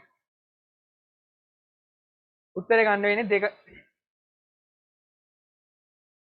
ඊට පස්සේ තත්ත්ව පටක වන තන්තුමය සම්බන්ධක පටකවල ලක්ෂණයන් ලෙස පිළිගත නොහැකි ප්‍රකාශය වන්නේ කොලජන් තන්තු ඝනව ඇසිරී ඇත. ඔව් හරින්නේ. කොලජන් තන්තු කියන්නේ මොනවද? ඝන සම්බන්ධක පටක జాතිය. පූරකයේ සාපේක්ෂව අඩු වී ඇති අතර සෛල වර්ග කිහිපයක් පමණක් දරයි. ඔව් තන්තුමය සම්බන්ධක පටකේ පූරකයේ අපි කියනවා ක්ෂීණ වෙලා තියෙන්නේ. හරි. පූරකයේ ක්ෂීණ වෙලා ඊට අමතරව ඒ තන්තු සෛල වගේ සෛල කිහිපයක් විතරයි තියෙන්නේ. හරි ඒක හරි. අස්ථි වලට පේශී සම්බන්ධ කරන ස්ථානවල පිහිටි පටකය. ඔව් අස්ථි වලට පේශී සම්බන්ධ කරනවා කියන්නේ මොකද්ද? ඔය කණ්ඩරා කියන එක තමයි ඔය අස්ථි වල පේශී සම්බන්ධ කරන්නේ. ඒක හරි. සංදිවලදී අස්ථි එකිනෙක සම්බන්ධ කරන බන්ධනිවල මෙම පටකය අඩංගු නොවේ. නෑ. ඔවා කණ්ඩරාවලක් තියෙනවා, බන්ධනිවලක් තියෙනවා. හරි. කණ්ඩරා කියන්නේ මොනවද? අස්ථි පේශී සම්බන්ධ කරන තැන්වල තියෙනවා. බන්ධනි කියන්නේ සංදි වලට අස්ථි සම්බන්ධ කරන තැන් වල තියෙනවා. හරි. එතකොට ඕවා ඝනතන්තුමේ සම්බන්ධ නැත්නම් තන්තුමේ සම්බන්ධක පටකය කණ්ඩරාවලක් තියෙනවා, බන්ධනි වලක් තියෙනවා. ඒතර 4 උත්තරේ වැරදි. අඩංගු නොවේ කියලානේ තියෙන්නේ. ඇදීම් වලට ඔරොත්තු දීමට ශක්තිමත් බව අවශ්‍ය නිසා. ඔව්. සාමාන්‍ය මේ කණ්ඩරා බන්ධනි කියන්නේ ගොඩක් ඇදෙන තැන්නේ අපේ දේහේ සංදි වල තියෙන්නේ. හරි. ඒක හරියට කොට. උත්තරේ ගන්න වෙන 4. මානව ජීර්ණ පද්ධතිය පිළිබඳ පහත කුමන ප්‍රකාශයේ සත්‍ය වේද? ග්‍රහණීය සික්කටීන් ශ්‍රාවය. පිත්තාශයෙන් පිත නිදහස් කිරීම උත්තේජනය. නෑ නේද? පිත්තාශයෙන් පිත නිදහස් කිරීම උත්තේජනය කරන්නේ කවුද? සික්කටීන්. සෝරි. කොලොසිස්ටකයිනින්. හරි. හරි. ඔව්. පිත්තාශයෙන් පිත නිදහස් කිරීම උත්තේජනය කරන්නේ කොලොසිස්ටකයිනින් වල. ඒක සම්බන්ධයක් නෑ. ආමලසේ මේදාම්ල හා ග්ලිසරෝල් ග්‍රහණීය සික්කටීන් නිදහස් කිරීම උත්තේජනය. සික්කටීන් නිදහස් කිරීම උත්තේජනය කරන්නේ කවුද? මේදාම්ලයි ඇමයිනෝ අම්ලයි. හරි. එතන මේදාම්ල නම් තියෙනව නේද? හරි බලමු. කොහොමද සික්කටීන් උත්තේජනය කරන්න මේ සික්කටීන් නිදහස් වීම උත්තේජනය කරන්නේ මේ ඇමයිනෝ අම්ලයි. ඊට පස්සේ අග්න්‍යාශයෙන් ඉන්සියුලින් ග්ලූකගන් ස්‍රාවය බාහිරාසර්ග අන්තරාසර්ග කෘත්‍යය. ඉන්සියුලින් ග්ලූකගන් කියන්නේ හෝමෝන නේද? ඒ කියන්නේ ඒක අන්තරාසර්ගය. දැන් අග්න්‍යාශයේ කෘත්‍යයන් නම් ගන්න පුළුවන්. ඉතින් බාහිරාසර්ගය අන්තරාසර්ගය. එතන ප්‍රකාශය පැහැදිලි නෑ ඉතරයි. ආන්ත්‍රික ඇමයිලේස් සුද්ධාන්තයේදී පොලිසැකරයිඩ් ඩයිසැකරයිඩ් බවට විච්ඡේදනය උත්තේජනය කිරීම. ආන්ත්‍රික ඇමයිලේස් කියලා જાතියක් තියෙනවා. අග්න්‍යාසික ඇමයිලේස් කියලා જાතියක් නම් තියෙනවා. අනේ මන් මේ ප්‍රශ්නේ පොඩි අර වැරදි ටිකක් තියෙනවා නේ. ආන්ත්‍රික නියුක්ලියෝටයිඩේස් ග්‍රහණයේදී නියුක්ලියික් අම්ල නියුක්ලියෝටයිඩ් බවට පරිවර්තනය උත්තේජනය කරනවා. නෑ නේද ඔය නියුක්ලියෝටයිඩේස් වලින් කරන්නේ නියුක්ලියෝ ෆොස්ෆේට් කාණ්ඩ බවට පත්වන ටයිඩේ වල තියෙන ෆොස්ෆේට් කාණ්ඩ මිදලා දාන්න. ඒක තමයි නියුක්ලියෝටයිඩේස් වලින් කරන්නේ. ඒක වැරදි. සත්‍ය සම්බන්ධතාවයක් විදිහට ගන්න වෙන්නේ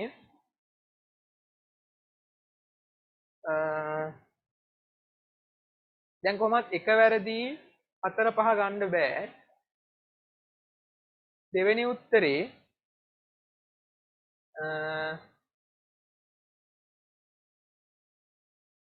මේදාම්ල නම් සික්‍රටින් ශ්‍රාවයේ උත්තේජනයේ ඒත් ඒ ග්ලිස් කියන වචනේ දීලා නැහැ එතන.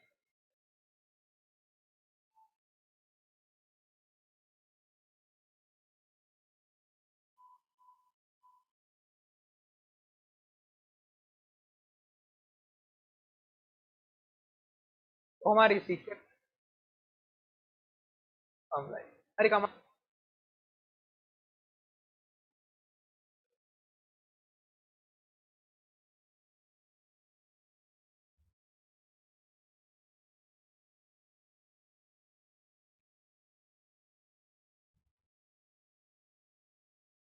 ඔයාලා ගත්තොත් එහෙම පුතේ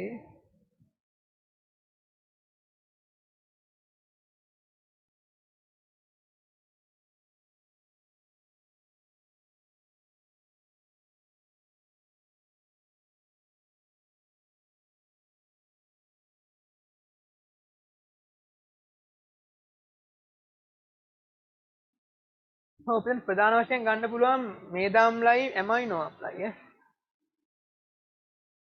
හරි කමන්නේ එතන දෙක උත්තරේ කියලා ගන්නකො. හරි ඊට පස්සේ බලන්න විටමින් පිළිබඳ කුමන ප්‍රකාශය සත්‍ය වේද අහනවා. රක්තහීනතාවය සඳහා B9 B6 B9 B12 උණුතාවය. ඔව් ওই තුනම එනවා රක්තහීනතාවයට. ওই තුන ඕක හරි.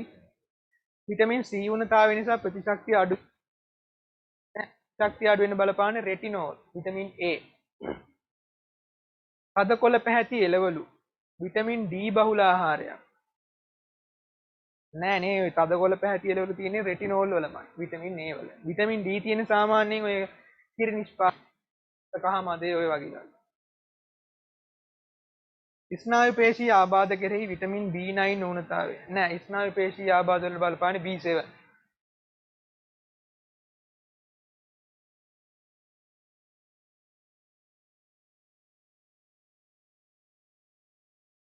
සමබල ආහාරයේ මොකේද? මහාන්තයේ වෙසෙන බැක්ටීරියා මගින් විටමින් A හදන්නේ K විටමින් K හදනවා. ඊට අමතරව D වල සංකීර්ණ හදනවා. විටමින් D වලයි D හා විටමින් K B සංකීර්ණයි හදන්නේ. ඒකට උත්තරේ ගන්න වෙන්නේ එකනේ. ඊට පස්සේ මානව රුධිර ප්ලාස්මාව පිළිබඳ පහසඳාන් ප්‍රකාශයේ අක්ෂයයි පිළිගත නොහැකි.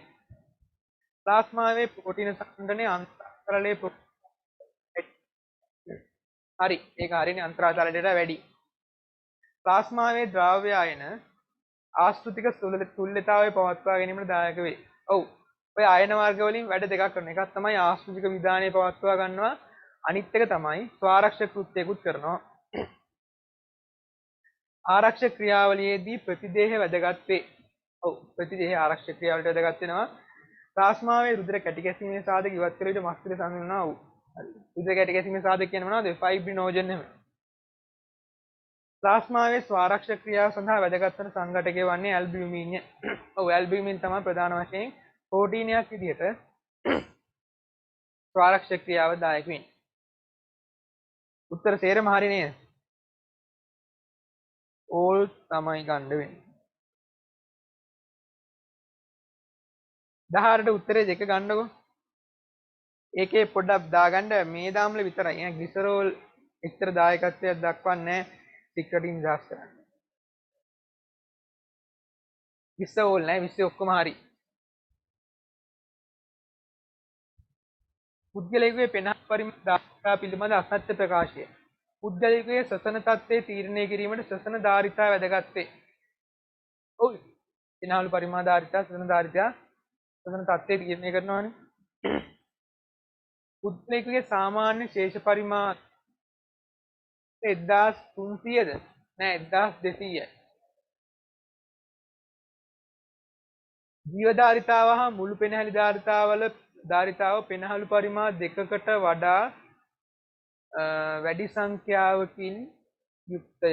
ජීවධාරිතාව හා මුළු පෙනහැලි ධාරිතාව පෙනහළු පරිමාණ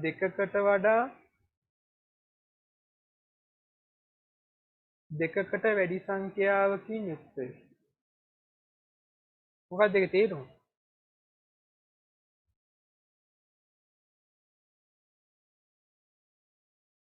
පෙනහ මුළු ආයෝ උතන කියනවා ඇත්තේ මෙහෙමයි. උතන කියනවා ඇත්තේ ජීවධාරිතාව හා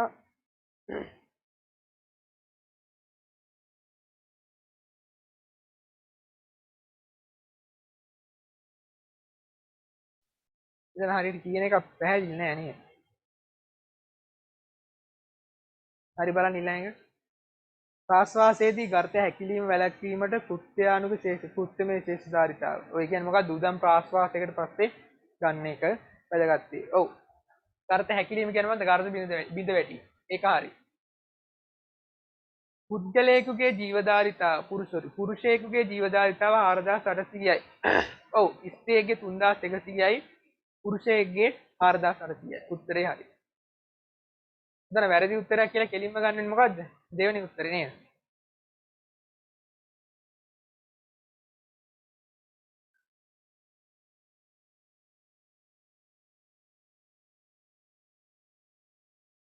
ඒකේ තුන්වෙනි එක හරියට දීලා නැහැ නේ. මොකක්ද කියලා මට තේරෙන්නේ නැහැ කියලා තියෙන එක. ජීවධාරිතාව හා මුළු පෙනහැලි ධාරිතාව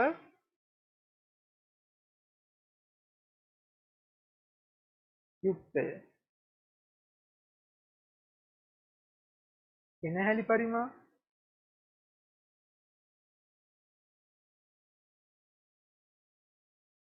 මේක හරියට දීලා නැහැ අතන නේ. උත්තරේ කොහමද? දෙක වැරදි. හරි බලන්න ඊට පස්සේ. මිනිසාගේ පරිචිත ප්‍රතිශක්තිය සම්බන්ධයෙන් පහත කුමන ප්‍රකාශය වැරදිද? දේහ තරල මධ්‍ය ප්‍රතිශක්ති ප්‍රතිචාර සඳහා උදා හේතු වන්නේ වසා සෛලය. ඔව් B වසා සෛලය තමයි හේතු වන්නේ. උත්තරේ හරි.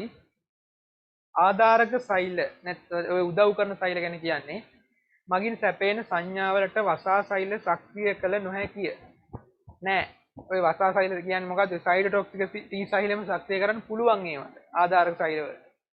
හරි. ඒක වැරදි. සක්‍රිය ප්‍රතිශක්තිය ස්වභාවික ආසාදනයක් හෝ කෘත්‍රිම ප්‍රතිශක්තිකරණය මගින් වර්ධනය විය හැක. ඔව්. මේක හරි. සක්‍රිය ප්‍රතිශක්තිය කියන්නේ ඒකනේ. ඒ දෙකෙන් මේ ආකාර දෙකෙන්ම වර්ධනය වෙන්න පුළුවන්. ඇති කරගන්න පුළුවන්. අක්‍රීය ප්‍රතිශක්තිය මගින් දේහය තුළ මතකයේ වර්ධනය නොවේ.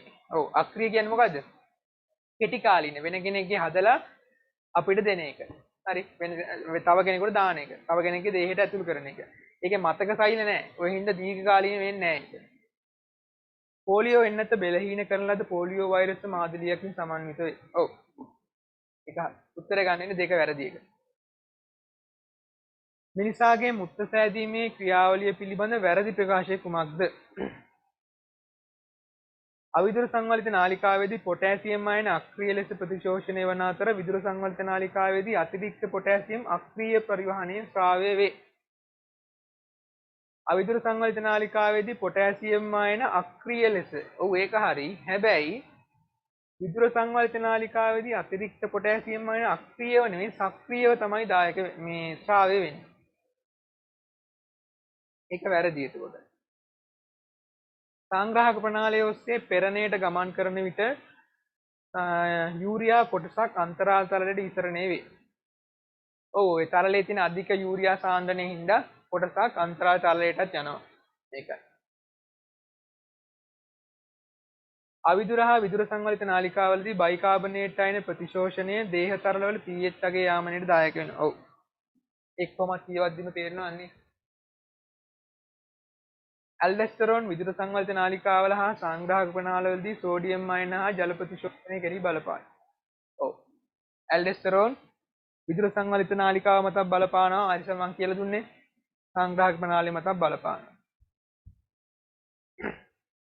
සංග්‍රහක ප්‍රණාලය තුලදී පෙරණය අවසන් සකෝ ඔය ඔක්කොම ගිහලා සංග්‍රහක ප්‍රණාලයේ තමයි ADH වල බලපෑමෙන් තවත් මොනවා හරි ජලය ප්‍රතිශෝෂණය කරලා මුත්‍රා හදන්නේ. එතකොට වැරදි උත්තරේ ඉදිරිය ගන්න වෙන්නේ පළවෙනි උත්තරේ. මුත්‍රා සහ වෘක්කගල් ඇතිවීමට හේතු වල සැලකිය නොහැක්කේ. පළවෙනි උත්තරේ නේද? බලන්න. මුත්‍රවල ආම්ලික ස්වභාවය නෙවෙයි ශාරීය ස්වභාවය තමයි දායක වෙන්නේ. ප්‍රමාණවත් තරම් ජලය පානය නොකිරීම, පරිවෘත්තීය තත්ත්ව, රෝගය තත්ත්වය පිළිබඳ පෞල් ඉතිහාසයේ pH වගේ වෙනස් කරන ආකාරයෙන් ඔක්කොම මොනවද? මුත්‍රාශ ගල් ඇති වෙන්න හේතු. හරි. ඒව නම් පාඩම් කරගන්න.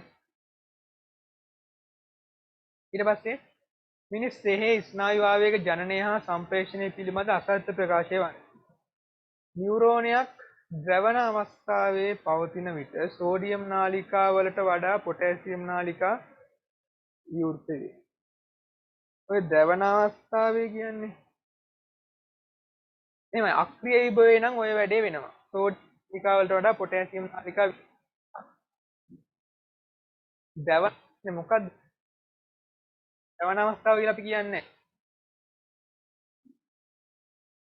මොන පටලය හරහා සෝඩියම් අයන හා පොටෑසියම් අනුක්‍රමයේ පවත්වා ගැනීමට සෝඩියම් පොටෑසියම් පොම්පය. ඔව්. ඒක හරි. විද්‍රාවණය සිදුවන්නේ උත්තේජයකට ප්‍රතිචාර සෝඩියම් අයන සෛල ඇතුළට ගැලීම. ඔව් විද්‍රාවණය සිද්ධ වෙන්නේ සෝඩියම් අයන අක්ෂණය ඇතුළට ආවට පස්සේ එද්දි. උපරිද්‍රවණයට හේතු වන්නේ පොටෑසියම් නාලිකා බහුතරයක් වැසී පවතීම නිසා. නෑ මේ මොකද්ද? උපරිද්‍රවණය වෙන්නේ ඇයි? පොටෑසියම් නාලිකා ඇරිලා සෝඩියම් නාලිකා වැහිලා තියෙන හින්දා. හරි. පොටෑසියම් නාලිකා වැසීම හින්දා නේ. පොටෑසියම් නාලිකා ඇරිලා තියෙන්න ඕන. සෝඩියම් නාලිකා තමයි වැහිලා තියෙන්න ඕන. ඒක වැරදි. අක්ෂණය තුළ උපරිම ආවේග ප්‍රත්‍යාවර්තනය වීම වළකන්නේ අනස්ව කාලය. මොකක්ද අනස්ව කාලය කියන්නේ? එක ආවේගයක් ගියාට පස්සේ තියෙන පොඩි අර විරාමය. පොඩි විරාම කාලයට කියනවා අනස්වකේ ප්‍රත්‍යාවර්තනය වෙන එක වළක්වන. එකක් આવුත් මේක ආපහු යන්න පුළුවන්. හරි. අර පළවෙනි එකේ නම් ද්‍රවණ කියලා කියන්නේ නැහැ. දැන් ඔතන ඔය සෝඩියම් නාලිකා වලට වඩා පොටෑසියම් නාලිකා විවෘත වෙලා තියෙන අක්‍රීය විභවයේදී. හරි.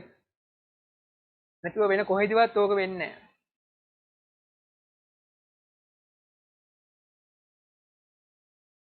එතන උත්තරේ ගන්න ඉන්නේ 4 තමයි. වැරදි උත්තරයක් විදිහට ගන්න වෙනවා.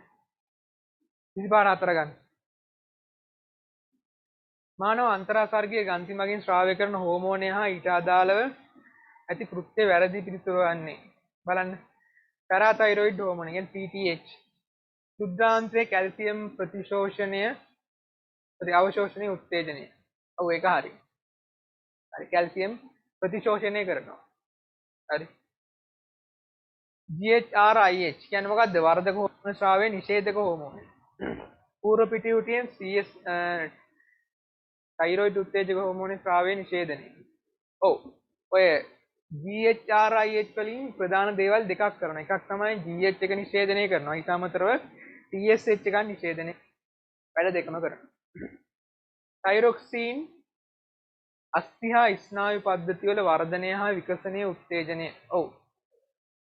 පැකිලි වල උත්තේජනයයි ස්නායු වල උත්තේජනයයි සිද්ධ කරනවා තයිරොක්සින් වලින්. කෝටිසෝල් රුධිරයේ ග්ලූකෝස් ප්‍රමාණය වැඩි කිරීම. ග්ලූකෝස් පරිමාව වැඩි කරනවා. හැබැයි රුධිරයේ කියද්දි පොඩ්ඩක් ඉතර ප්‍රශ්නයක් තියෙනවා. බලමු විතර එක. LH ශුක්‍රාණුජන්‍ය උත්තේජනය. ඔව්. LH වලින් කරන LH FSH දෙකම දායක වෙනවා ශුක්‍රාණුජන්‍ය උත්තේජනය කරන්න. එතන 4 තමයි අර ගන්න පුළුවන්. මොකද 1 2 3 5 ඔක්කොම හරි. ඉන්න හරි. 4 තමයි එතන උත්තරයක් විදිහට ගන්න පුළුවන්. ඊට පස්සේ දෙහ උෂ්ණත්ව යාමනයේදී තාප සංරක්ෂණය හා තාපලාභී යාන්ත්‍රණය.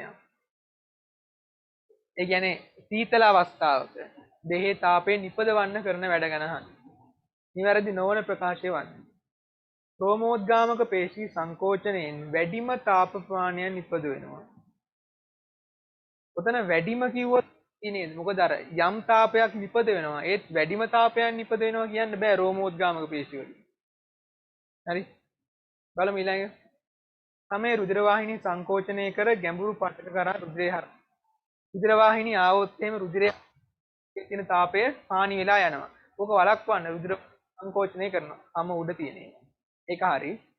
कंकाल पेशी शीघ्र लෙස පුනරාවර්තී සංකෝචනය. ඔව් कंकाल पेशी සංකෝචනය වෙලා තාපය පරිවෘත්ති ශීඝ්‍රතාවය වැඩි වෙලා තාපයෙන් නිපදවනවා.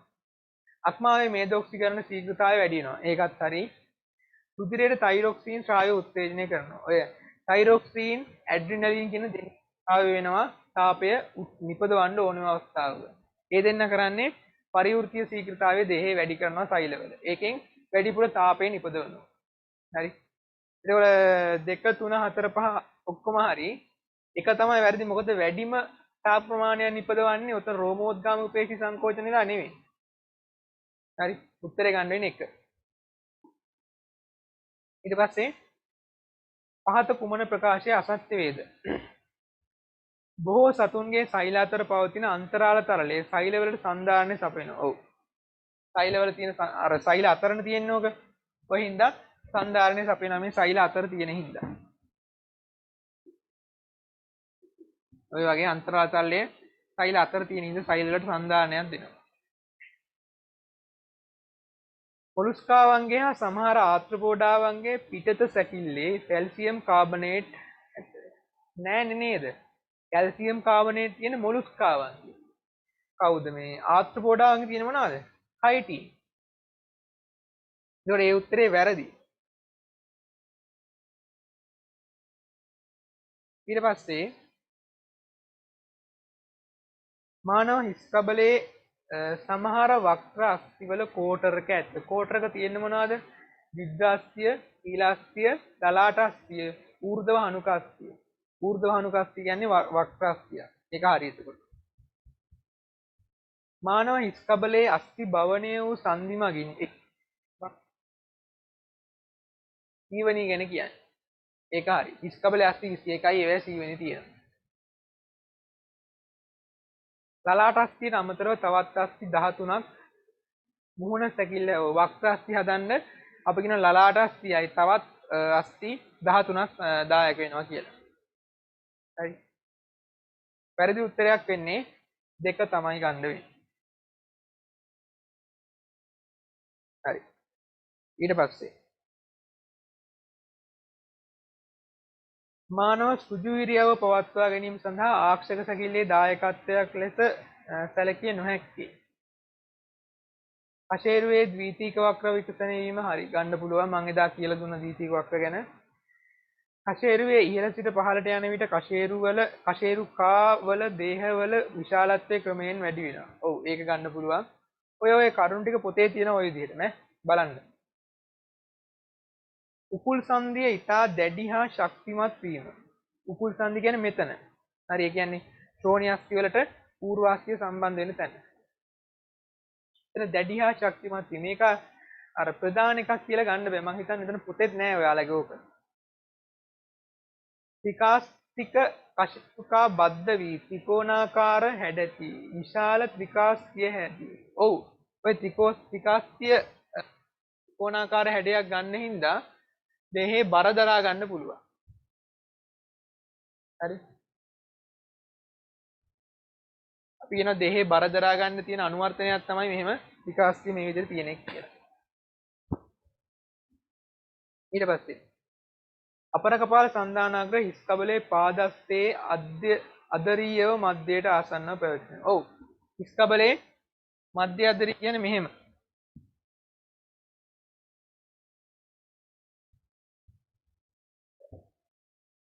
කොහොම හිස් කබල තියෙනවා නම්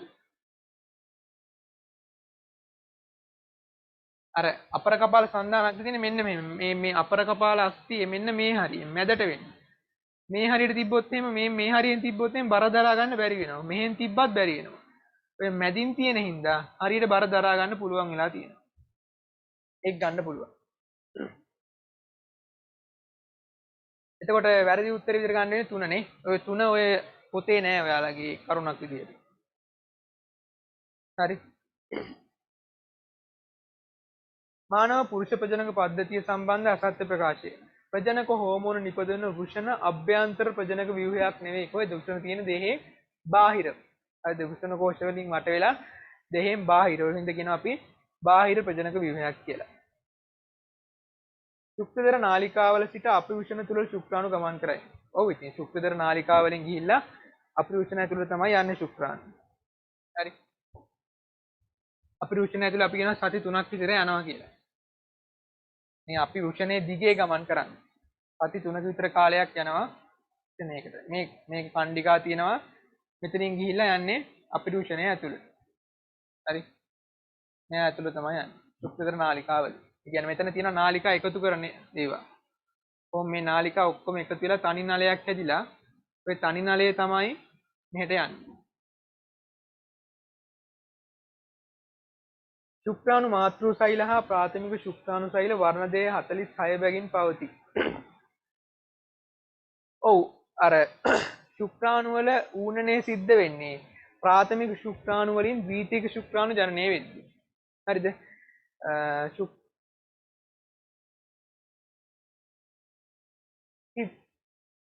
හරි. ඒ කියන්නේ වර්ණදේය 46ත් අතිරේක ග්‍රන්ථි කට්ටල 3ක ශ්‍රාවයන් මිශ්‍ර වූ තරලයේ ශුක්‍රය ලෙස ඔව් පුරස්ති ග්‍රන්ථිය කූපර් ග්‍රන්ථි යුගල ශුක්‍ර ආශීකා යුගල හරි ග්‍රන්ථි 3යි පුරුෂලිංග හෝමෝන නිෂ්පාදනයේ ප්‍රතිපෝෂී යාන්ත්‍රණ මගින් යාමනය වේ. ඔව් මම එද ඇඳලා පෙන්නුවේ මෙතන තියෙන ප්‍රතිපෝෂී යාන්ත්‍රණයක් තියෙනවා එතන. වැරදි උත්තරේ විතර ගන්න වෙන්නේ 1.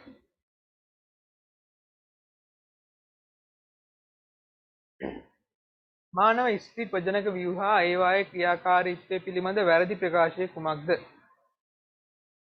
ඩිම්බ මෝචනයේදී ද්විතීයික අණ්ඩ සෛල අවධියේ පසුවන ඩිම්බය පළමු ද්‍රවීය දේහයද සමග ඩිම්බ කෝෂයෙන් නිදහස් වේ. ඔව්නේ ඩිම්බයක විවේකයෙන් අරමංගේ පරිබීජ තියෙනවා කියලා. හරි. මේ තියෙන ඩිම්බ සෛලය මේකේ වර්ණ දෙහි ටික තියෙනවා. මේ ඩිම්බ සෛලයට පිටින් තියෙන පරිබීජාන්‍ය අවකාශයක් කියලා එකක්. ඔන්න ඔක මෙතන තියෙනවා ඌනනේ එක ඉවර කළ පිට කරපු පළමු ද්‍රවීය දේහය.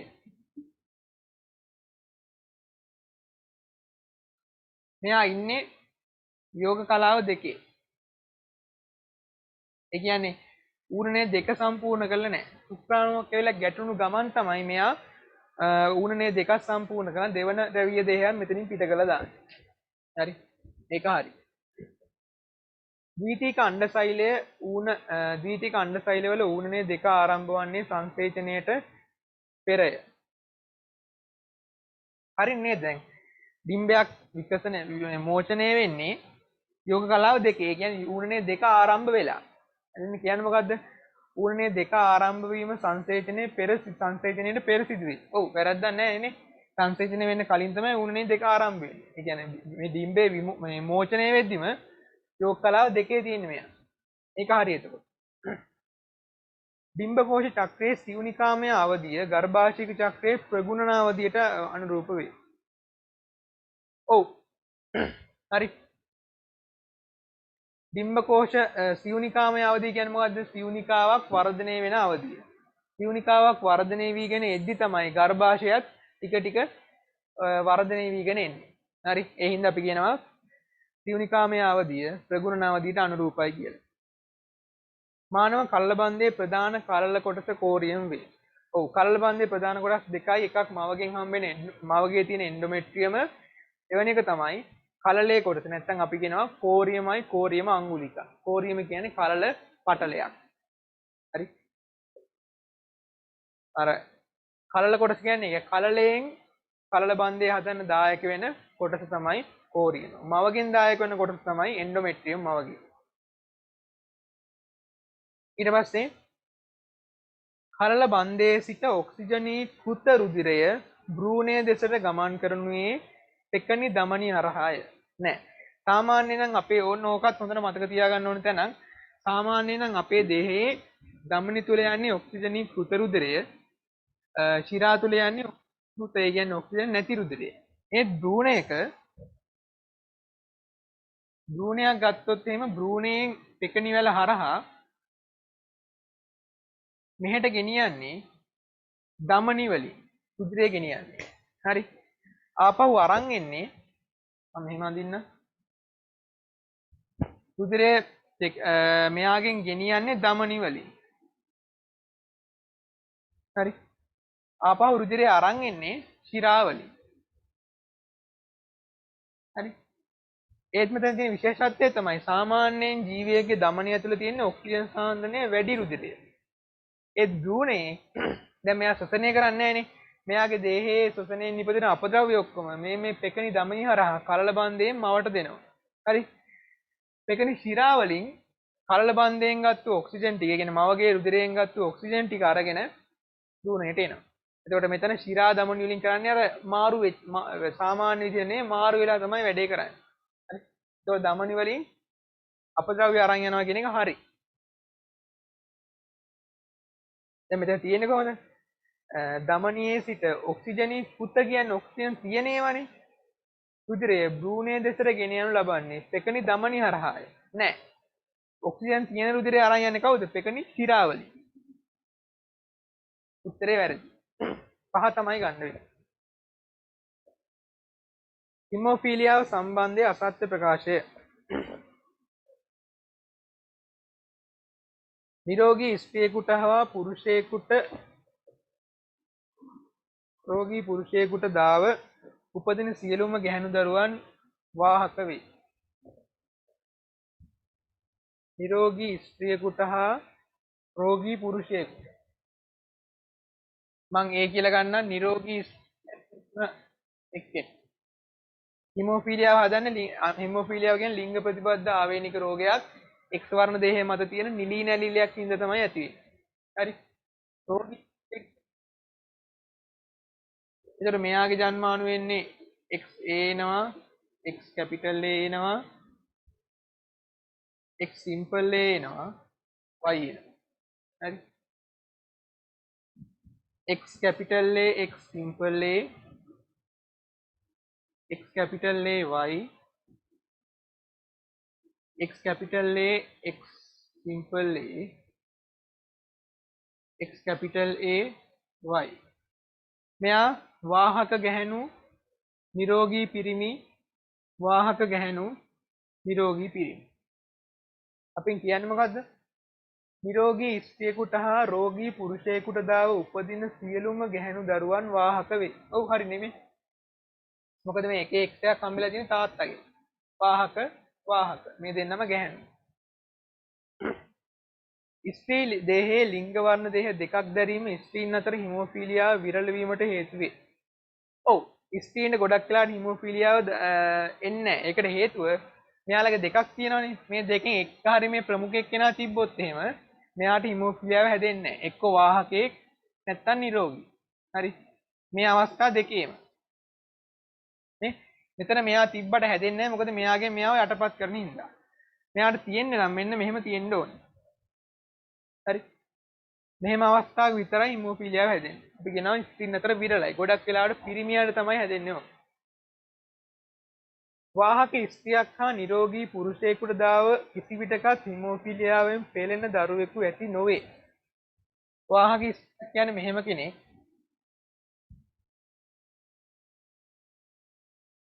නිරෝගී පුරුෂයෙක් කියන්නේ මෙහෙම කෙනෙක්. මෙයාගේ නිරෝගී කෙනෙක්. එතකොට මෙයාගෙන් X capital A හදනවා, X simple A හදනවා, X capital A හදනවා, Y හදනවා. මෙතන X capital A, X capital A නිරෝගී ගැහැණු X capital A, Y නිරෝගී පිරිමි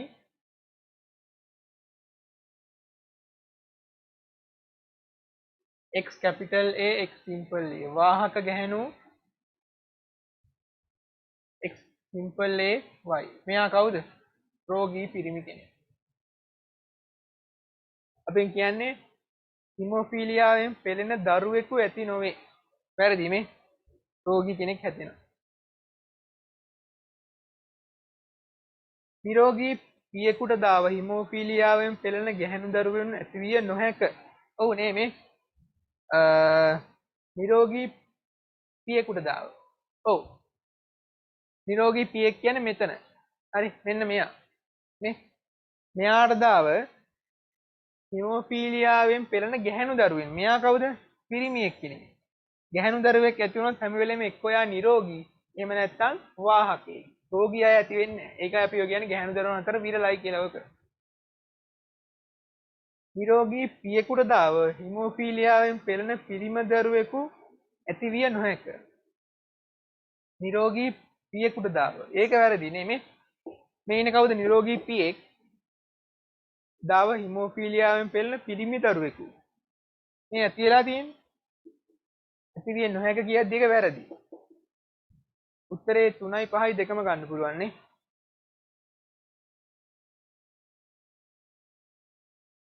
උත්තරේ 3 5 දෙකම ගන්න පුළුවන්. හරි. ඊට පස්සේ ශාක ප්‍රභේදයක රතු මල් තියෙනවා, සුදු මල් තියෙනවලු, කළු ඒවා තියෙනවා, දුඹුරු බීජ තියෙනවලු. අපෙන් අහන්නේ මොකද්ද?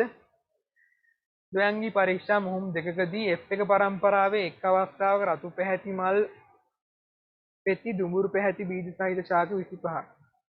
ඔයවා පාඩම් කරගත්තා නම් ලේසි ඔයාලට ඔය 125 කතන්දරේ එන්නේ ලක්ෂණ දෙක සඳහා විෂමයෝගී අවස්ථාවේදී. ද්වයංගී මොහොමක. හරි. මේ කියන්නේ මෙහෙම කෙනෙක්. මෙන්න මෙහෙම කෙනෙක් පරීක්ෂා මොහොම ලක් අනිවාර්යෙන් ඔක්කොම 150 125 25 රූපානුදර්ශ හතරක් පෙන්වනවා. හරි. ඊට පස්සේ ඔය 150 පෙන්වන්නේ මේ දෙන්නගෙන් එක්කෙනෙක් සමයෝගී වුණොත් මෙහෙම හරි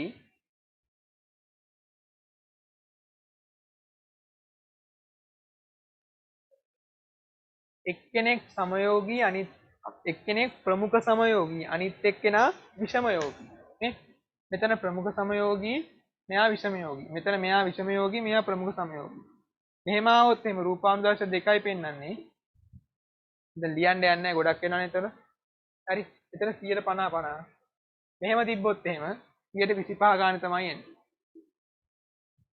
හරි එතකොට අපෙන් අහන්නේ මෙහෙම වෙච්ච මෞෂාක මොනවද කියලානේ දැන් පරීක්ෂා වුම නම් අනිවාර්යෙන් වුම් කරන අනිත් එක්කෙනා කවුද දිත්ව නිලින කෙනෙක් ඒතර මෙතන ගන්න වෙන්නේ කවුද මෙහෙම කෙනෙක් කියන්නේ ලක්ෂණ දෙක සඳහාම විෂම යෝගී එක්කෙනෙක් තමයි පළවෙනි F1 පරම්පරාවේදී පළවෙනි අවස්ථාවේ හම්බුනේ. ඒ කියන්නේ උත්තරේ 1 2 4 ගන්න පුළුවන්. දෙවෙනි එක්කෙනා වෙන්න ඕනේ එක ලක්ෂණයක් සඳහා සමයෝගී. ප්‍රමුඛ සමයෝගී එක ලක්ෂණයක් සඳහා අනිත් එක්කෙනානේ විෂම යෝගී. උත්තර ගන්නේ දෙකනේ. ඊට පස්සේ DNA සම්බන්ධව පහත කුමන ප්‍රකාශය අසත්‍ය වේද? ශෛලීය සංවිධානයක් ඇති ජීවීන්ගේ ප්‍රවේණික ද්‍රව්‍ය යන්නේ DNA. ඔව් ඒක හරින කොහොමද? වල ව්‍යුහ නිර්මාණය යනු ඒ DNA අණු කෙල වී ඇති ආකාරයයි. ඔව් ඉතින් ඒ කියන්නේ ව්‍යුහ නිර්මාණය කියන්නේ සහභාගී වන එන්සයිම් වීම පැවතීම මගින් ප්‍රාග්න්‍යෂ්ටික සූන්‍යෂ්ටික DNA ප්‍රතිවලිත වීමේ ක්‍රියාවලිය අතර වෙනස්කම් පැවතිය හැකිය. නෑ නේද දැන් සාමාන්‍යයෙන් ප්‍රාග්න්‍යෂ්ටිකයන්ගේ ප්‍රතිවලිතයයි DNA සූන්‍යෂ්ටිකයන්ගේ ප්‍රතිවලිතය ගත්තොත් එimhe එකම එන්සයිම් වර්ගය තමයි වෙන මේ දායක වෙන්නේ. හරිද? ගොඩක් වෙලා DNA polymerase, topoisomerase, helicase ඔය ඔක්කොම සමානයි. සූන්‍යෂ්ටිකයන්ගේ ප්‍රාග්න්‍යෂ්ටිකයන්ගේ. දැන් මෙතන දීලා තියෙන්නේ මොකද්ද? එන්සයිම් වල වෙනස් වීම එන්සයිම් වල වෙනස්කම් පැවතීම. නෑ එන්සයිම් වර්ග එකමයි. හැබැයි ඔය එන්සයිම් හැදිලා තියෙන විදිහ නම් වෙනස්. තේරෙනවද? අපි සාමාන්‍යයෙන් කියන්නේ එන්සයිම සමානයි. හැදිලා තියෙන විදිහ තමයි වෙනස් කියලා. හරි. එතකොට මෙතන උත්තරේ වැරදි කියලා තමයි ගන්න වෙන්නේ. එන්සයිම් වල වෙනස්කම් නෑ ගොඩක්. හැම එන්සයිමයක්ම වගේ සමානයි. උත්තරේ මෙතන 3 වැරදි. ප්‍රාග්නැස්ටිකයින්ගේ එක් සෛලයකට එක් වර්ණ දේහයක් දරන නිසා ඔවුන් ඒක ගුණ ජීවීන් ලෙස හඳුන්වනවා. ඔන්න ඕක චුට්ටක් මතක තියාගන්න. ප්‍රාග්නැස්ටිකයෝ අපි ගන්නේ ඒක ගුණ ජීවීන් කියලා. හරි. ඒක හරි එතකොට. සමහර ප්‍රාග්නැස්ටික සෛල ජානවල කේතය සපයන ඉන්ට්‍රෝන ඇත.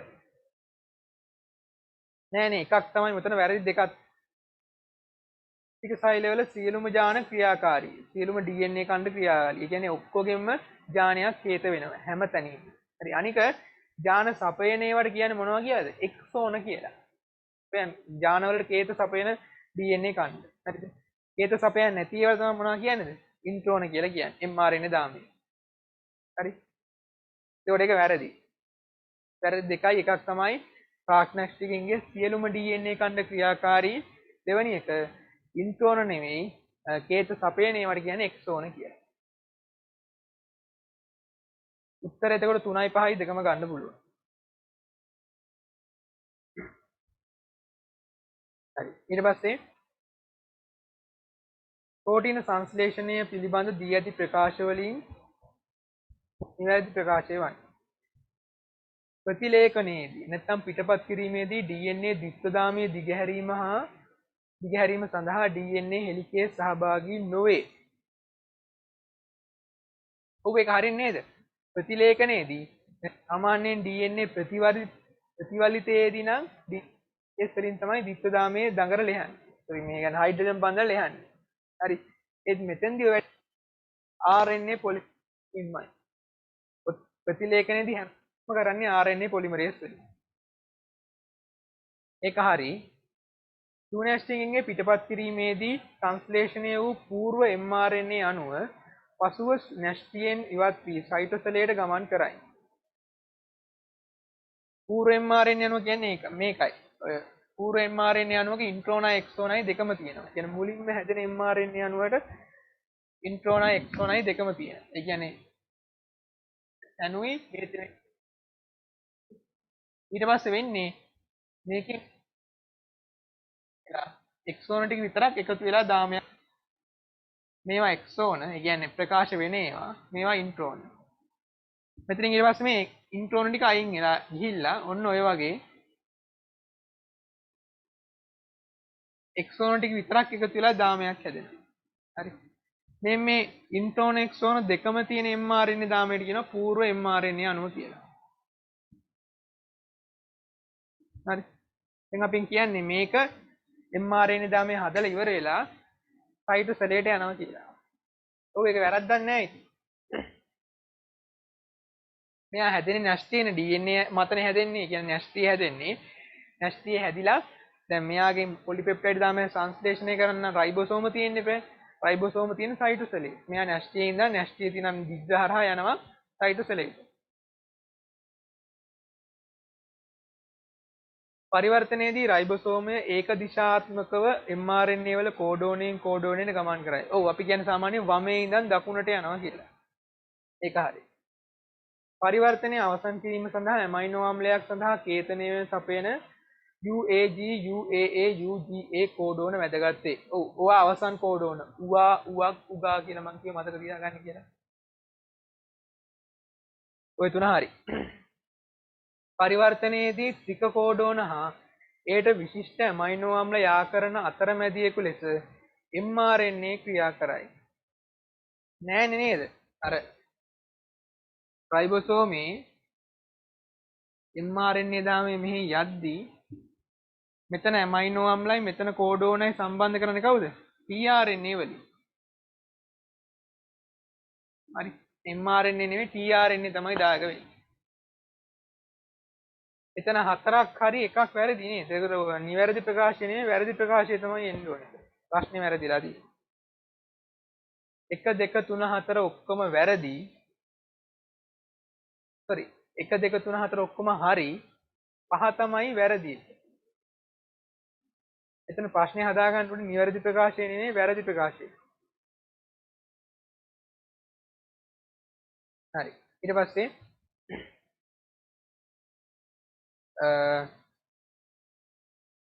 ප්‍රතිසංයෝජ DNA නිපදවීමේදී භාවිතා කරන ශිල්පීය ක්‍රමයක් නොවන්නේ.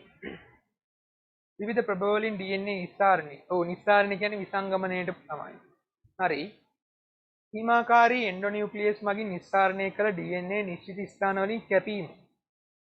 ඒකත් හරිනේ එන්ඩෝනියුක්ලියස් වලින් කියන්නේ සීමා එන්සයිම තමයි එන්ඩෝනියුක්ලියස් කියන්නේ. ටෙලිවිද්‍යුතාගමනය මගින් DNA කොටස් වෙන් කිරීම. ඒකත් හරි. දැන් කරන පියවරණ තියෙන මුලින්ම විසංගමනය කරනවා ඊට පස්සේ DNA කණ්ඩ කපනවා ඊට පස්සේ ඇගරොස් ටෙලිවිද්‍යුතාගමනය කරනවා. ඊට පස්සේ ඒෂණ භාවිතයෙන් අභිමත ජාන අනුපිළිවෙලයි නිවැරදි DNA කණ්ඩ හඳුනා ගැනීම. ඒකත් හරිනේ දේශන දාලා අපිට ඕන ජාන කොටස හඳුනා ගන්න. DNA ලයිගේස් භාවිතයෙන් DNA කොටස් සම්බන්ධ කර ප්‍රතිසංයෝජිත DNA ලබා ගැනීම. ඒකත් හරිනේ. උත්තරයක් ගන්න බෑ එතන ඔක්කොම හරි.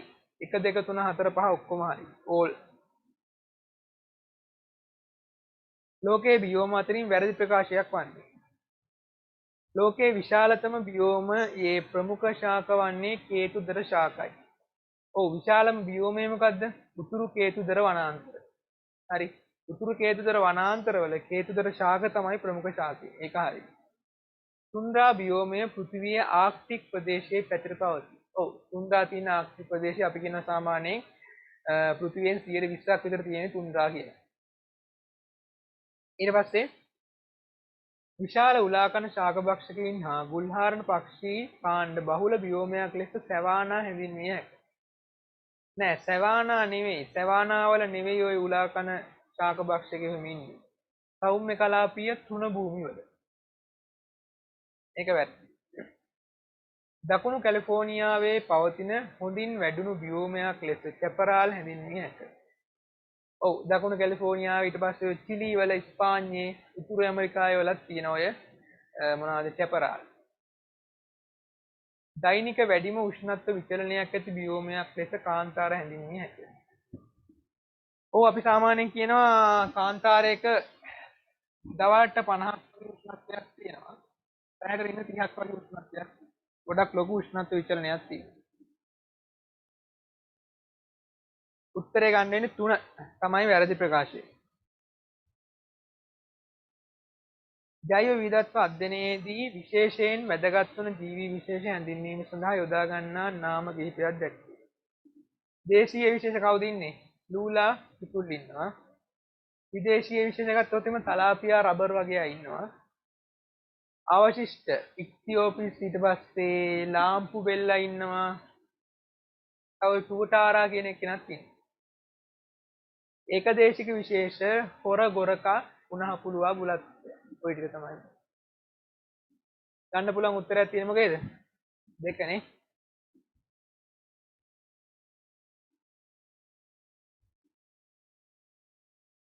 සුද්ධ ජීවී කාණ්ඩ පිළිබඳ පිළිගත නොහැකි ප්‍රකාශයක් වන්නේ. පෝෂණ ආකාරය අනුව බැක්ටීරියා වර්ග කිරීමේදී බොහෝ බැක්ටීරියාවල ශක්ති ප්‍රභවය වන්නේ කාබනික රසායනිකයි. ඔව්. ඔය රසායනික විෂම පෝෂණයෙන් තමයි ගොඩක් බැක්ටීරියා ආකාර. හරි. ඒගොල්ලන්ගේ කාබන් ප්‍රභවය ශක්ති ප්‍රභවය වන්නේ කාබනික රසායනික ද්‍රව්‍ය. අනිවාර්ය ස්වායු බැක්ටීරියා ශක්තිය නිපදවීම සඳහා ඔක්සිකාරක පොස්පොරයිලීකරණය භාවිතා කරයි. ඔව් ඔය ඔක්සිකාරක පොස්පොරයිලීකරණය කියන්නේ මොකද්ද? ඉලෙක්ට්‍රෝන පරිවහන දාන. ලයිකනවල හා දිලීරක මුල යනු දිලීරවල සහජීවී සංගම්ය. ඒ වැරද්දක් නැහැ නේ. බලමු ඉතුරු ඒවා. සයනොබැක්ටීරියා ප්‍රභා ස්වයංපෝෂී වන අතර ශාක හා ඇල්ගී වල ප්‍රභා සංශ්ලේෂණයට සමාන වෙනවා. ඔව් සයනොබැක්ටීරියා කියන්නේ ප්‍රභා ස්වයංපෝෂී කට්ටියක්. ඒගොල්ලෝ ශාක හා ඇල්ගී වල ප්‍රභා සංශ්ලේෂණ සමානයි. වැරද්දක් නැහැ. වෛරොයිඩ හා ප්‍රියෝන යන ආසාදක කාරක වලින් වෛරොයිඩ පමණක් නියුක්ලෙයික් අම්ල දරයි.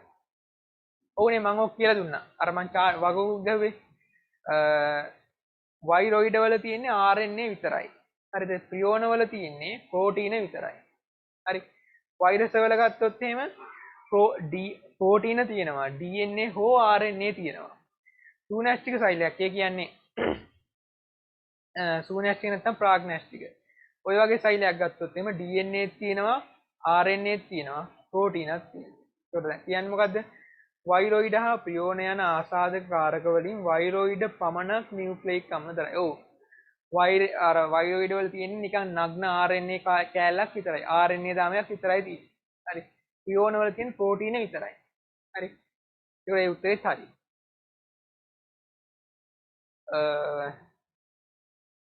ඔගේ හොඳම උත්තරේ ගන්න වෙන්නේ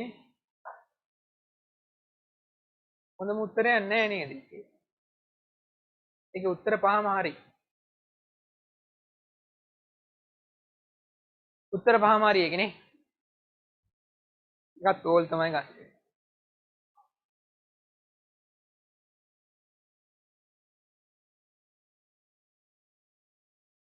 ඉස්සරි.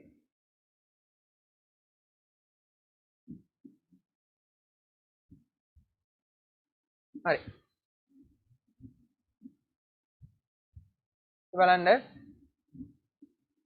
ශාකවල ඇතිවන gadu පිළිබඳව කුමන ප්‍රකාශය නිවැරදිද කියලා අහන්න. ශාක දේහයේ ඇතිවන විශේෂණය නො වූ සෛල ස්කන්ධයක්. ඔව් ඒක හරි.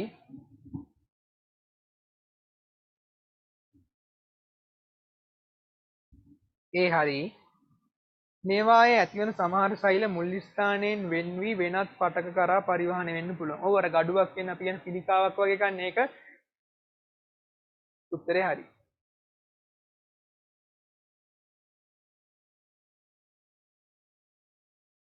වෛරස, බැක්ටීරියා, දිලීර, මයිටාව වගේ අයගෙනුත් gadu. බලන්න.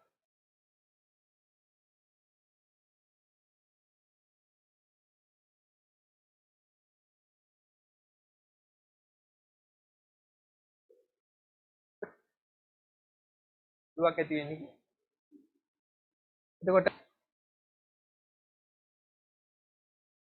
අපෙන් අහන්න නිවැරදි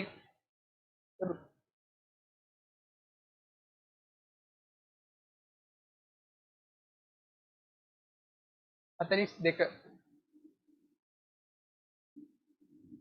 දිලීර පිළිබඳව අසත්‍ය ප්‍රකාශය. ඉක්විඩියම් වර්ධක දේහයේ බහුසෛලික වන අතර සංසෛලිකයි. ඔව් බහුසෛලිකයි. ඉක්විඩියම් වල මෙහෙමයි. ඒක සෛලිකක් ඉන්නවා, බහුසෛලිකක් ඉන්නවා. බහුසෛලික උනොත් මෙයාලගේ ආවාර නැහැ දෙහි. මම අර ආවාර ගැන කියලා දුන්නේ. අර නැහැ. කොහෙන්ද කියනවා? ඉරාවාරයි නැත්තම් අර ඒතර න්‍යෂ්ටි වෙන්වීමක් සිද්ධ වෙන්නේ නැහනේ. අපි කියන ඒතර බහුසෛලිකයි කියන නැත්තම් සංසෛලිකයි කිය. මේක හරි. විප්ප අලිංගික බීජාණු අන්තර්ජන්‍ය වන අතර. ඔව්. සයිගොමයිකෝටා තමයි මියුක කියන්නේ. ඇස්කොමයිකෝටා දිලීර ආකාර කිහිපයක් ලිංගික ප්‍රජනනයේදී අස්ක සහිත අස්ක ඵල නිපදවයි. නෑ ඇස්කොමයිකෝටාවන්ගේ බොහොමයක් අය අස්ක ඵල හදනවා. හරි. ඒක වැරදි ඒක. ඇගරිකස් ජීවන චක්‍රයේ ප්‍රමුඛ වන්නේ සාවාර සූත්‍රිකාමය ඒක න්‍යෂ්ටික දිලීර ජාලයයි. නෑ නේද ඔය. ඇගරිකස් ප්‍රමුඛ වන්නේ කිව්වොත් එහෙම එතන ගන්න බෑ. බැසිඩියෝමයිකෝටා ඔව් එතන දී ප්‍රකාශයේ වැරදි කියලා තමයි ගන්න වෙන්නේ. බැසිඩියෝමයිකෝටා දිලීර සමහරක් සහජීවී වේ. ඔව් ප්‍රධාන වශයෙන් වියෝජක බැසිඩියෝමයිකෝටා කියන්නේ සමහරක් අය ඉන්න සහජීවීව ජීවත් වෙන අය. හරි. ඒකට වැරදි උත්තර ගන්න වෙන්නේ CD දෙන්න. ආයෙත් කැටි කැටි දෙන්නේ.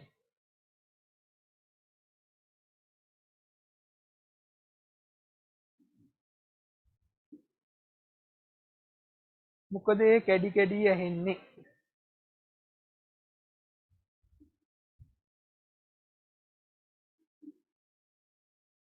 හරි. බලන්න. තාම කැඩි කැඩි දැනෙන්නේ. පහත දී ඇති පෘෂ්ඨවංශී සත්ව වර්ගය හා ඊට අදාළ ලක්ෂණයේ සාවද්‍ය වන්නේ කුමන කොන්ඩ්‍රික්ටියේ ශ්වසනයට අවශ්‍ය ජලක්ලෝම. ඔව් තියෙනවා. පිදානයකින් වැහිලා නැති ජලක්ලෝම තියෙනවා කොන්ඩ්‍රික්ටියස් ලගේ. හොඳට ඇහෙනව නේද කවුරුහරි කියන්න?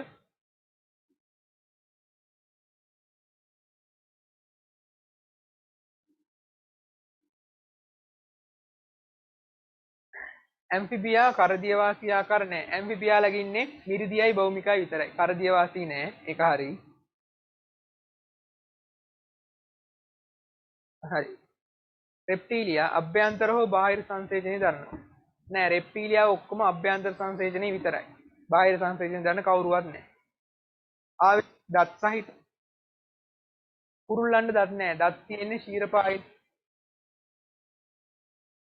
නැමේලියා විෂමදන්ති. විෂමදන්ති කියන්නේ දත් වර්ග කිහිපයක් තියෙනවට. ඒ කියන්නේ අපේ තියෙන කුන්තක, රදනක, පුරස්චාරක, චාරක කියලා ඔය වගේ දත් වර්ග කිහිපයක් තියෙනවා කියන විෂමදන්ති කියලා.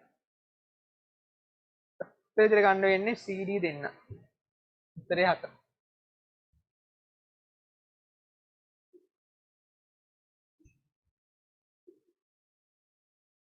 ශාක හෝමෝන වල කෘත්‍යයන් පිළිබඳව ප්‍රකාශ වලින් නිවැරදි වන්නේ. නිවැරදි කහන්නේ. ඔක්සින පත්‍ර තේජන නිෂේධනය කිරීම හරි එක. සයිටොකයිනින් බීජ ප්‍රරෝහණය උත්තේජනය හරි එකත් හරි. එතිලීන් පරාගනාලයේ වර්ධනය උත්තේජනය කිරීම. නෑනේ. පරාගනාලයේ වර්ධනය උත්තේජනය කරන්නේ ගිබරලින්. හරි. ගිබරලින් පත්‍ර ඡේදනය උත්තේජනය නෑ.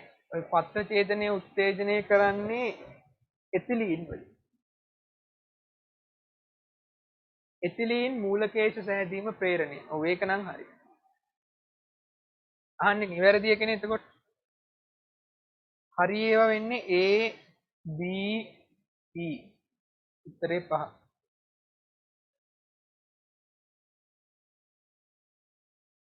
සසන වර්ණක පිළිබඳ සත්‍ය වන්නේ හිමෝසයිනින් අඩංගු වන්නේ හිමෝ වසා තරලේ. ඔව්.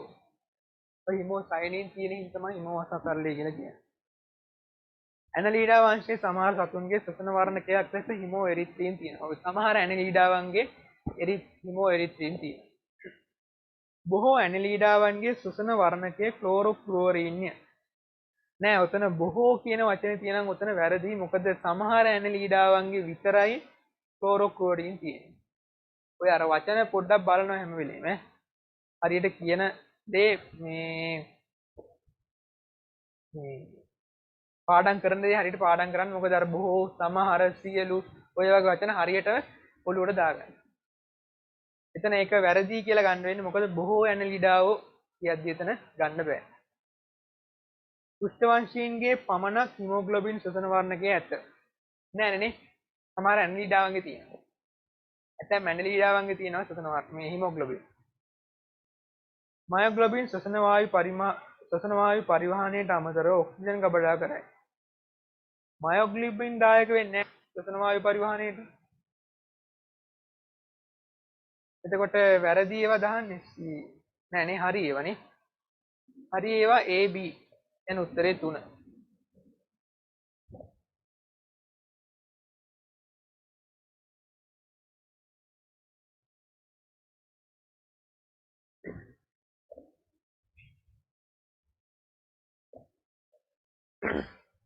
ශ්‍රී ලංකාවේ තව එකක් තියෙනවානේ. මානව කලල විකසනය පිළිබඳ වැරදි වන්නේ කුමක්ද කියලා අහනවා.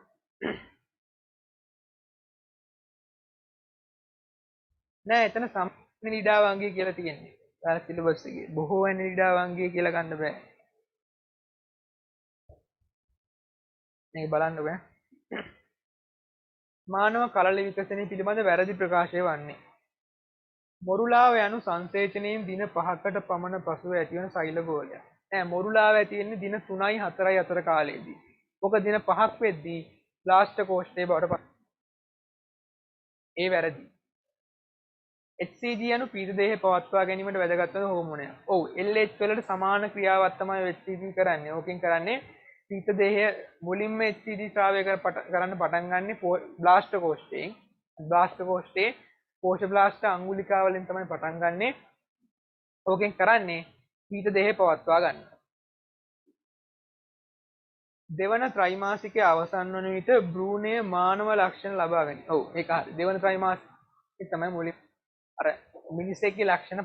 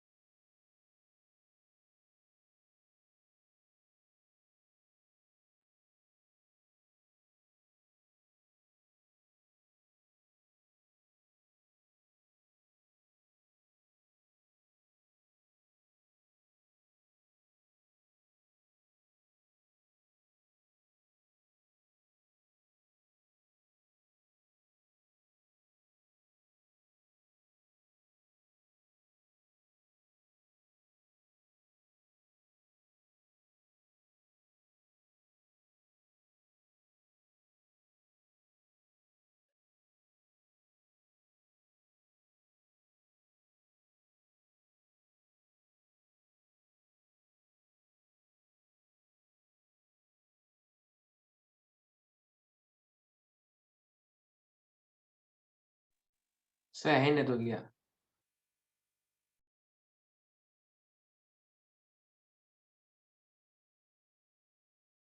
තාම ඇහෙන්නේ නැද්ද?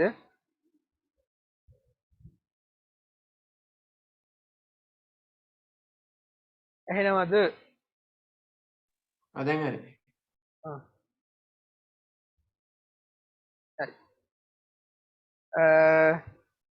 එතකොට ඒක B හරි ඈ. සිදු දෙහි පවත්වා ගන්නවා. දෙවන ත්‍රිමාසිකයේ අවසන් වෙන බ්‍රූනේ මාර්ගදර්ශන ලබා ගන්නවා කියන එකත් හරි.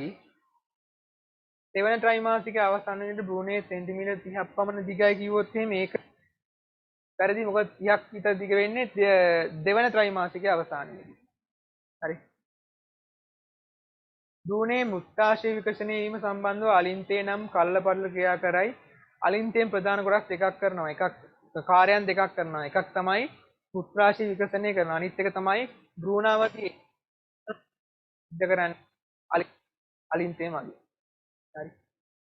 එන්ට ඔය කලින් අලුතෙන් තමයි ගන්න තියෙන්නේ.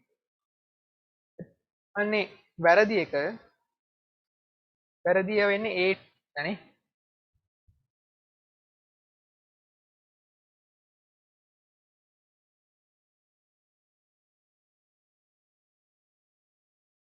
ඊට පස්සේ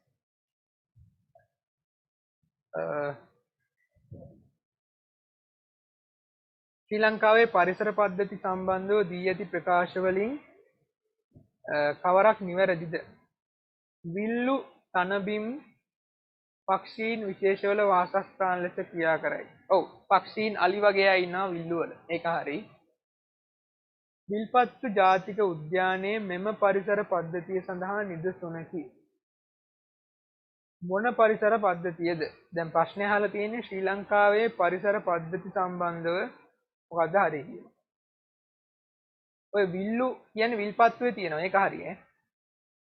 ඒත් දැන් උත්තරේ තියෙන්නේ විල්පත්තු ජාතික උද්‍යානයේ මෙම පරිසර පද්ධතිය සඳහා නිදසුනකි. මෙම කියන්නේ මොකක්ද? පැහැදිලි නෑ හරියන්නේ. මුහුදු තෘණපෙත්වල තෘණශාක විශේෂ ප්‍රමුඛ වේ. නෑ ඔය තෘණ වගේ පෙනුනට ඒවා තෘණශාක නෙවෙයි. හරි. තෘණ වගේ පෙනුනට ඒවා තෘණශාක නෙවෙයි. ශ්‍රී ලංකාවේ යූතුමේ ගංගා බහුලව පිහිටන්නේ වියලි කලාපයේ. ඔව්. අර හැම වෙලේම තියෙන ඒ කියන්නේ වර්ෂේ පුරාම ජලය යන්නේ අරගෙන එනේවා. ඍතුමේ කියන්නේ කාලයකට විතරක් ජලය තියෙන ඒවා වැඩි හරියක් තියෙන වියලි කලාපයේ. ඒක හරි. සෙවානා පරිසර පද්ධති වියලි හා අතරමැදි කලාපයේ කඳු බෑවුම් වල විරලය නෑ. සෙවානා විරලයි නෙමෙයි. ඒ වියලි හා අතරමැදි කලාපයේ තමයි ගොඩක්ම තියෙන්නේ. හරි. විරලයි කියුතු වැරදි එතන. එතකොට එතන දෙක ගන්න බෑනේ. B උත්තරේ පැහැදිලි නෑනේ. මොකද්ද තියෙන්නේ කියලා මෙම පරිසර පද්ධති කිව්වොත් එහෙම. අපෙන් අහන්නේ නිවැරදි එකනේ. ඒක ඕල් ගන්නත් පුළුවන්. ඔතනින් නිවැරදි ඒවා තියෙන්නේ AD දෙන්න විතරයි.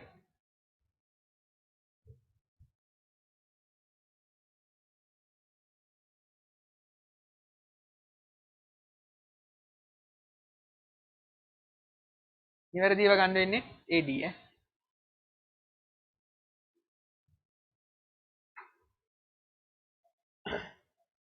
පාරිසරික ප්‍රජාවක් වන්නේ පහත් සඳහන් කුමනේ වාද? පාරිසරික ප්‍රජාවක් කියන්නේ මොකද්ද? මොකක් හරි ප්‍රදේශයක ජීවත් වෙන විශේෂ කිහිපයක නැත්නම් විශේෂ එකකට වඩා වැඩි ගණනක ජීවි. ඒ කියන්නේ මෙතන ඉන්න ඕනේ විශේෂ එකකට වඩා වැඩි ගණනක අය. මහවැලි ගඟේ මසුන් ගන්න පුළුවන් නේ. මස්තයෝ එක කාට්ටියක් නෙවෙයි ඉන්නේ මහවැලි ගඟේ ගොඩක් විශේෂ ඉන්නවනේ. හරි. මීවදයක මීමැස්සන්. නෑ නේ මීමැස්සන් කිව්වොත් ඔක්කොම එක විශේෂයේ.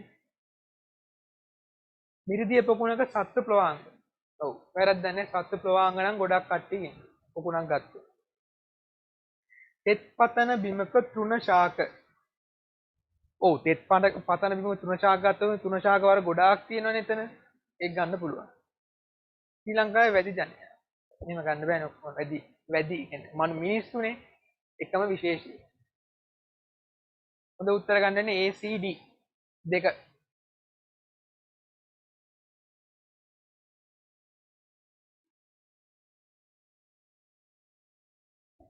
සුද්ධ ජීවීන් මගින් ආහාර නරක වීමේ ක්‍රියාවලිය සම්බන්ධ නිවැරදි ප්‍රකාශය වන්නේ නිවැරදි වන්නේ ආහාර මාධ්‍යවල ඊස්ට් පුළුල් ඊස්ට් ඇතුළු පුස් වර්ග පුළුල් pH පරාසයක් තුළ වැඩි.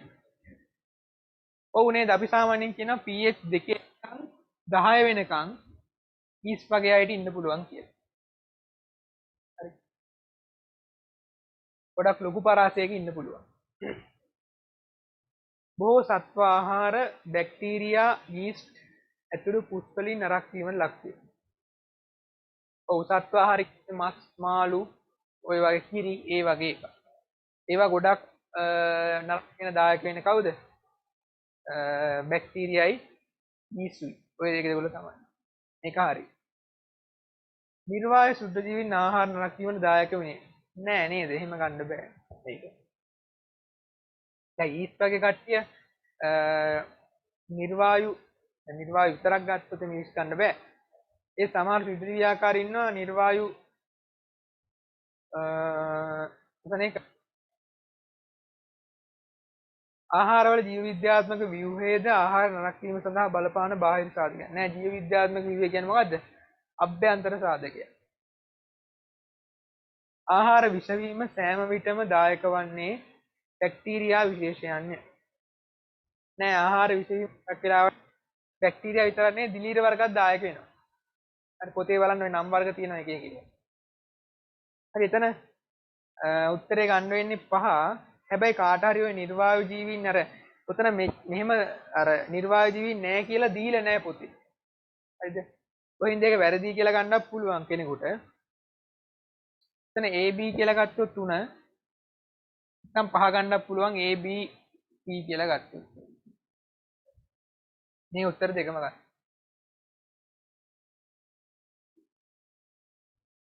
සයිටොකයිනින් නිපදවන සුද්ධ ජීවීන් වන්නේ පහත කවුරුන්ද? සයිටොකයිනින් නිපදවන කවුද? අය රයිසෝබියම් නෙවෙයි රයිසෝබියම් වෙන්න ඕනේ. රයිසෝබියම් හදනවා ඇසටෝබැක්ටර් AZO හදනවා. ඇසටෝබැක්ටර් හදන්නේ ACE එයා හදන්නේ සියුඩෝමෝනාස් හදනවා. ABD එක තමයි ගන්න.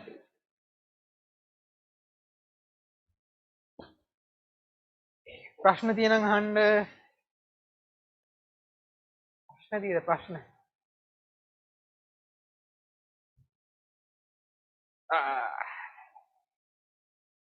හරි මොනවාරි ප්‍රශ්න තියෙනම් එහෙනම් මට මැසේජ් එකක් දාලා අහන්න.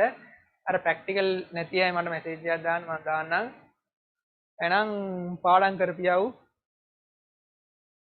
good night එහෙනම්.